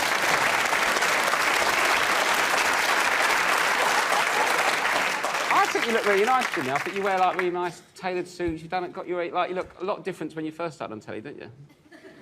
I'm just saying you look like you've got all... I've scrubbed up well. You've always dressed smartly. I remember you, 15-something years ago. Yeah, when you were Eamon Holmes. Yeah. And there's like a picture of Dorian Gray somewhere. Eamon Holmes is getting fatter and fatter and fatter. Jimmy's getting thinner and thinner and thinner. They're actually the same person. OK, well, let's get some answers on this. Do you judge people by their looks, yes or no? What are you going to say? Yes. OK, John? No. OK. I can tell you the answer is yes. 82% of our studio audience said they do judge people by their looks. We all judge people by their appearance sometimes. I once met a guy with size 15 shoes. I thought, who is this clown? So our next round is Pick of the Polls. Aisling, Fred, Sarah, what do you like the look of? Oh, look who it is! Fred Sirius. Fred Sirius from First Dates. There he is. All right, so here's your related question. What's the worst thing to do on a first date? Is it talk about an ex or drink too much? Ooh. What do you want? I mean, you've seen it all, Freddie. I think it's about both. What, drinking too much and talking about it? Yeah, the more you drink, the more you talk about your ex. And the drinking thing is dangerous because sometimes you sit down and it's on a first date with someone and you're thinking, OK, I don't like him, he's shouting a bit, I don't like his opinion about that. And then you have a glass of wine and you're like, meh.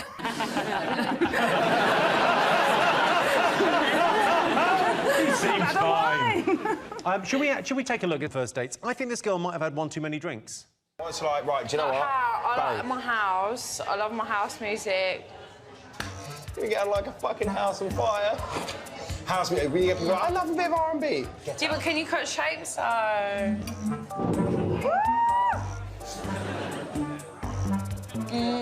What, you're just going to be two-stepping and pretend you got your aviators on? No, mate, I can cut it up. How can you be sitting there throwing shapes to nothing, or have you got a song in your head? Because you're right on time.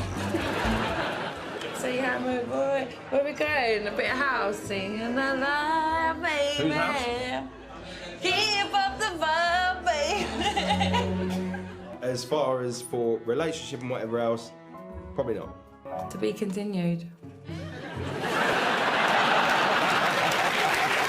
good. I don't know what I'd do. It'd just be one of them, wouldn't it? Like, if a girl does that to you on a date, you're just like... You haven't seen the show, have you? So that's your first time you've been exposed. It's so good. They've got so many different people from so many genders and ages and backgrounds. All the genders. All the genders. We've just opened a hotel, actually. The first dates hotel. What do you mean, a hotel? Like, do you mean so, like, you're encouraging them to have sex on the first date? No. Why are you having a hotel? Because it gives people more opportunity to meet and they have more time to get to know each other. Brains out. Do you get girls who on dates go up to you and go, I'd rather have you? Yeah. All the time. Oh, my God. I'm not surprised. That's why he does the show. But that's why he got the hotel. Doing that with his keycaps.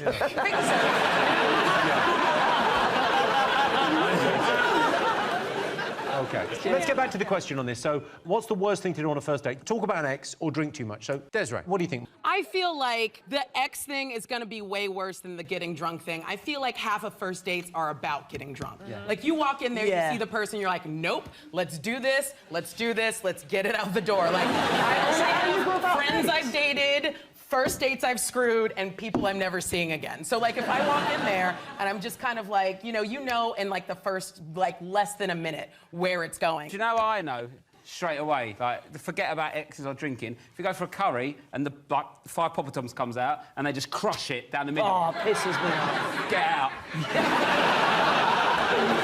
So if they crush the Oh, no, poppadoms... let's just crush them all and share them. Yeah, why don't you fuck off and I'll eat my own poppadom? What's the problem with the crushing these?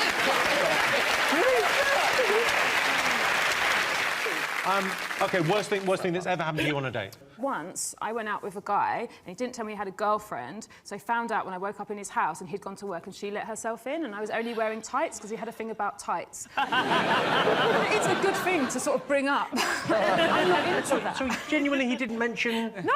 Also, on a first date, to go straight into tight fetish, he's full on, isn't he? He's not messing about. He says, what I like, when I like, are you up for it? Bosh.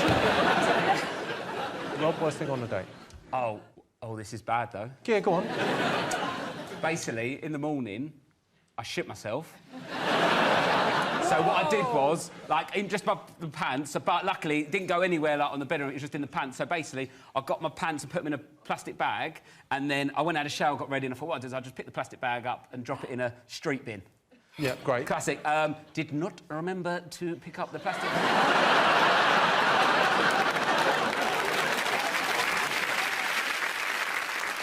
I thought, what can I do here? So I just texted and said, there's a bag on your bed, pick it up, put it in a street bin, and never look in it. And then she texts back going, I did it, and I did look in it. Yeah. Never trust a fart. Never trust a fart. I feel like that's not going to be one of your opening monologues on first dates. But as I always say, never trust a fart. So, Aisling, let's get towards an answer on this. So, talk about an ex or drink too much. What do you reckon it would be? I think I'm going to let the expert decide. So, which do you think it is? Which is worst? Maybe drinking too much. We're going so for you think drinking too much? Yeah. Sarah, what I think would it's the exact opposite. I think talking about an ex is worse. I have to agree with Sarah. Désolé, mon ami. pas grave. Oh, I know. Just said Brexit means Brexit.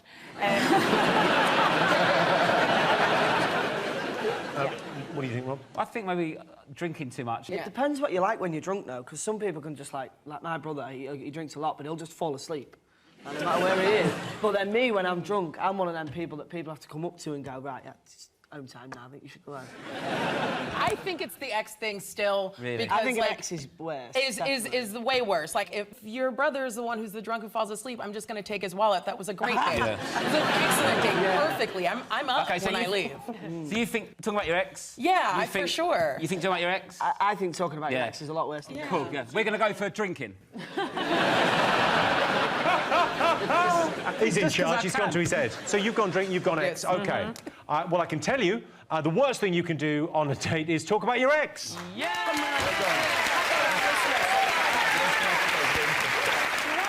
Yes, the worst thing you can do on a date is talk about your ex. That's why when I'm on a first date, I always just complain about my current girlfriend. OK, Robstein, what do you like the look of? Phone, the boy on a phone. Boy on a phone, OK.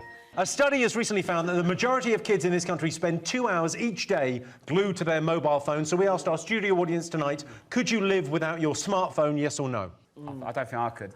You sort of need a phone nowadays, in a way. Yeah. My phone broke the other week, and I had to check my emails by loading up my computer. Yeah. I was just sick. It's insane how you need your phone nowadays. Well, I mean, my boyfriend does IT, like, you know, he creates, like, apps and does all that. So I can't live without all of you guys having a smartphone because he pays the rent, so... I get panicked when, you know, when on your iPhone, when you, like, all the apps start wobbling? Yeah. I just panic. And then, like, you press the wrong thing and it goes, do you want to delete YouTube and all its contents? You're like, oh, I don't know, should I? It's a lot of videos. A lot of people are going to be furious. That sneezing panda's going to have to write up. It freaks me out when I see, like, a baby who can just use an iPhone, you know, and they're like, meh, meh, meh, meh, meh. Like, I feel like we're, like, a year away from baby Tinder. It's mad. Where there's, like, babies picking out babies to go on play dates with, and like, meh, meh. It's mad. My 4-year-old little brother can pick up an iPad and, like, he can just go bang, bang, bang, bang, bang, bang, bang. Is he the one that goes to sleep when he gets too pissed? Yeah.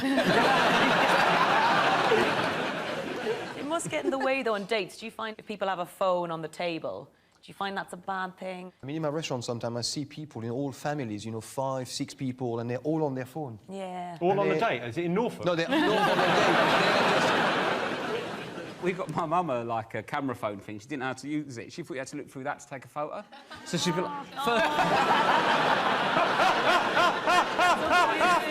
Flash on first week, 50 photos of her retina. But I'm addicted to Candy Crush. You know the game on your iPhone, that silly game. But basically what it does is, when you run out of lives, you have to pay for lives, but I refuse to pay for lives. But you can cheat it by just moving your date and your time. Your date and your time along a bit. So I do that. So I've never paid for a game, but I'm in 2026, mate. My diary's all over the place. Does that seriously work? You can just move that? Yeah. It's a game changer. It's literally changed that game for me. It's not like you to pay for something, Jim.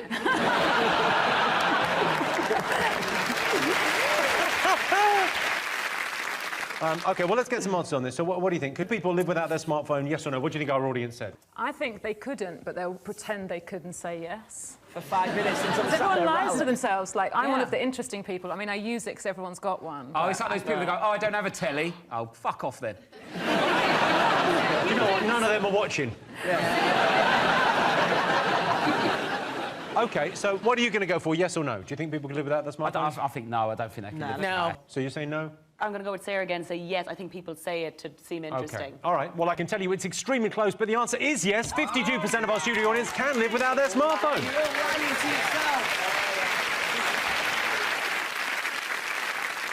I could absolutely live without a smartphone. All I need is a landline that's portable with Wi-Fi and Facebook and games and my diary and Grindr. So our next round is Pick of the Polls. Rob, Tom, Natalie, what do you like the look of? Well, I mean, I think we should go with what looks like the Queen Vic. Your stomping ground. Is that mine? Yeah, why not? OK, so here's your question. Most people think their life would make a good soap opera, true or false? Sonia, in your life, like when Sonia. you were off the show... Was that genuine? Was that genuine? No, it was a joke. Do people do that to you the whole time? They go, oh, Sonia, sorry, Sonia. No, they just call me Sonia and think it's okay. Oh, I'm so sorry. That's okay. But Natalie, like when you were off the show, did you ever like have moments where you went like this and then there'd be no sound and you're like, oh God, I expected there to be like dun dun dun dun, dun and something would No, happen. because I tell you something funny. When we actually do it, Yeah. that's put on in the edit. What? Did you get many else is fake? duff? Because it's currency in EastEnders. Because I know Joe Swash. He was really angry. He never got any duffs because they call them duffs. How many duffs did you get? Well, a few. I couldn't have any duffs in my life. What have I got to end on? Like, Mum, I can't find any of my kimonos. Duff. The thing is, with things like Coronation Street, I mean, you can't have too many gay people moving into Coronation Street because it would become too chic. And then it would be too expensive to live there. And then hanging baskets would come out, all the characters would have to leave, and the Rover's Return would have to do brunch. I mean, it would ruin the whole thing. I feel that way about EastEnders. Well, it is You see, ridiculous. I mean, where is it? Is it Walford? I mean, it's very convenient for the city. Dot's got a £4 million house. Catherine, do you think your life would make a good soap opera? I don't watch soaps, but I used to have a babysitter who was trash. And so they were on sometimes. I could never have a soap opera. Like, my life has no recurring characters. That's number one. And also, my life has better lighting. I was in a soap in Ireland. It was my first acting job at a drama school. Yes. What was it called? It was called Fair City. And there you go. The rest of the cast are here soon. Who did you play in Fair City?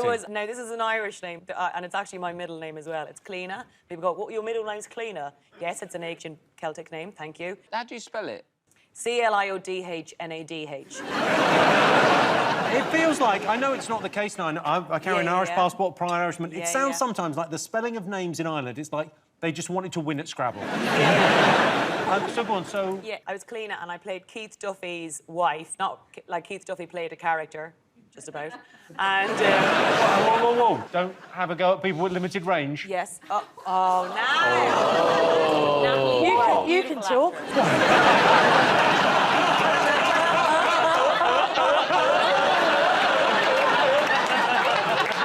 How dare you?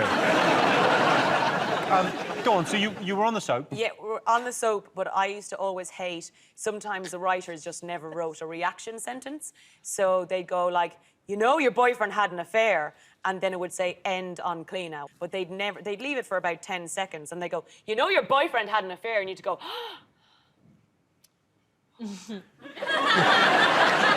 Thank God, I'm dying on my arse here. I must say, one little thing that I remember. Coronation Street, it's a story that goes around. I don't even know if it's true or who it was. Well, you're just but when you slagging off get the competition, scripts yeah? and stuff, yeah, you know. Yeah.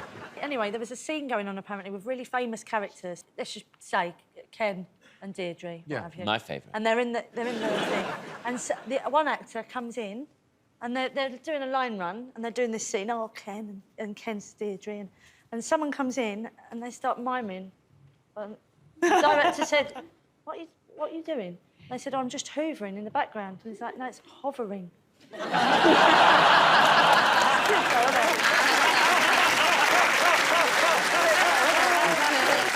OK, let's get some answers on this. So most people think their life would make a good soap opera. What are you going to go for, Ashton? What do you think? I think it's true. I think, yeah, maybe true. I think people think they're more interesting than they are. OK, what do you guys think? What do you think, Rob? I'd like to say no. I think no. I don't think people are stupid. No. OK, well, I can tell you the answer is false. Only 46% of people think their life would make a good soap opera. I'd say soap operas do accurately portray British life, as would my long-lost half-brother, Rob Beckett. You like my brother? So next round is Pick of the Polls. Rob, Paisley Lloyd, what do you like the look of? What do you think? The lady's singing, she looks happy. OK, well, you've gone the karaoke singer. So here's your question. Most people secretly hate karaoke, true or false? Oh, I mean, I hate karaoke. It's just too much reading. It's the most Cockney he's ever been. Little balls patronising. I don't know what the words are, but I know it goes that way.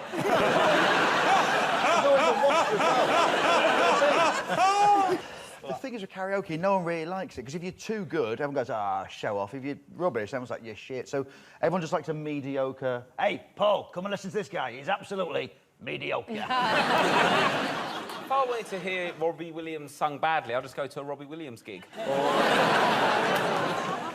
Paisley, what's your go-to? What's your classic? I want to dance with somebody. Whitney Houston. That's always a good one. What's a big hit with a high note? And I Will Always Love You. Yeah, when they try and do that and you go, oh, no, do the Dolly Parton version, you might have a shot. No. But the Whitney version, you're dreaming. I find that quite funny, though. Like, the whole build-up and everything. And they're like, and that... Angela, what do you think? I've never done karaoke. You've never done karaoke? I've never done it because I can't sing. So, because I'm hard of hearing and wear hearing aids, I mean, it's really bad, Jimmy, when I sing. We don't get a harvest. That's how bad it is. You wear hearing aids? I wear hearing aids. So how do you know your singing's bad? Well, I do now because I've got hearing aids, but people have told me. So for years you thought, I'm nailing this. Yeah. But karaoke's not about being a good singer. It's about letting prospective lovers know that you are an attention-seeking alcoholic. You know, karaoke is the most beautiful word. I mean, the origin, it's a Japanese portmanteau. It's karapo and okasutra, which means empty orchestra. And so the notion is that you have to add something yourself to complete the music. Tom, let me ask you, how are the wife and kids? They're all right, mate.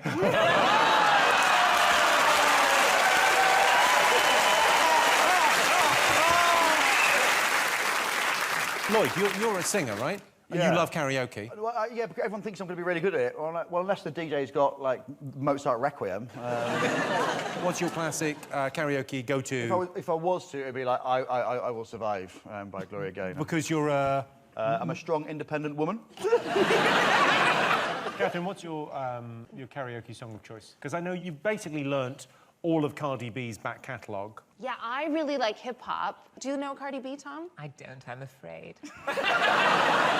Because he's an auntie of 60, so of course he does. He's a fan of cardigans. When she goes... Sometimes they don't have to be complicated. Sometimes. OK, let's get some answers on this. So we asked the jury audience, most people secretly hate karaoke, true or false? What do you think? I think that's false. I think people like it, don't they? Yeah. OK, so you're saying false. What do you go for, Catherine? We think it's true. OK. I can tell you the answer is true. 60% of our audience secretly hate karaoke. OK. I love karaoke. It's basically X Factor, but for people whose backstory is too tragic even for ITV. So our next round is Pick of the Polls. Rob, Tom, Sophie, what do you like the look of? What about the geezer with the top hat and Geezer with the top hat, OK. Here is your related question. Most people are more likely to trust someone with a posh accent. True or false? What do you think? Oh, is this basically asking people if they trust Rob more than me? Like, for me, a pony is something you might ride, but for Rob, a pony is something that somebody might owe him in money. I think Rob would still ride it. Rob would charge you to ride it at the beach. But Tom and Rob, didn't you guys go to the same school? Yeah. Yes. He's a fraud. No one spoke like that at our school apart from you. Apart from me. And look at me now. You're on the same show as him. What do you think? Because you've got a... As long as it's German and posh, I'm all for it. And I believe anything. We just don't have it. Every Canadian person has the same accent. And we're a huge country. But here, you do this weird thing. Like, even Scottish people, if they're posh, sound like Tom. And if you're from Birmingham, but you're posh, you sound like Tom again. And I just don't understand, like, does HMRC just send you a letter with your tax band being like, oh, good news, you get to talk this way for a year? Like, I don't... The thing about Britain is, it's like, to try and explain to people, like, the idea that you go 20 miles and people have got a totally different accent. Yes. It's sort of incredible, whereas... But America and Canada are both newer countries, so I'm sure there are different accents there, but those are the native peoples that you killed. I didn't kill them! You didn't save them. True. Sophie, what do you make of the accent? Oh, well, I was going to say that in North America, people always give me the same compliment, which I find very coded. They always say that I'm well-spoken. They're like, oh, you're so well-spoken. And I think that people in North America think that black women just shoot out of the womb with a vocabulary completely made up of sassy grunts and Bible verses. Yeah. They only say things like, and child, and Lord Jesus. But I think you trust the posh accent, but you don't necessarily trust the, like, morally bankrupt person that it's attached to. Don't look directly at me as you say. Rich, I mean, we're a very sort of class-conscious country. It's just one of those things, isn't it? What do you think? That's right. I mean, listen, what Catherine's saying is right. All of my family talk like Rob, apart from my mum, who talks like the Queen, because she wouldn't talk like the rest of the family. And so now I sound exactly like a cross between Rob and the Queen is how I speak. If the two of you mated, your child would talk like me. I'm keen to find out. Talk about a miracle baby. Yeah. Pop the Queen's head on Adrian from Rocky's Body, I'm ready to go. So then, are there people, like your mum, chooses to talk that way? My mum chose to speak differently, so she was able to better herself, which is what you would do in the 60s. People will slum down their accents these days. That's the truth. People will try and talk a bit more like Rob, believe it or not. Whereas in the 70s, everyone tried to talk a little bit posh, if they weren't posh. So you guys are walking around, like, just doing accents? Yeah. So what do you think? Let's get some answers on this. Most people are more likely to trust someone with a posh accent. True or false, Rob? Oh, I think, like, telephone voice, isn't it? It's, like, true. Yes. People do put it on, especially strangers, so... Oh, true? Yes. Yeah. When I pick up the phone, I have to put on your voice, but yeah. All right! Yeah. Well, you've got to stop picking up the phone in my house when I'm not there. OK, so they said true. What are you going to say? Let's go false. False. We say false. OK. Well, I can tell you the answer is false. Yeah! Well done, Richard. Only 27% of people would be more likely to trust someone with a posh accent. People have different accents in different places in the country. People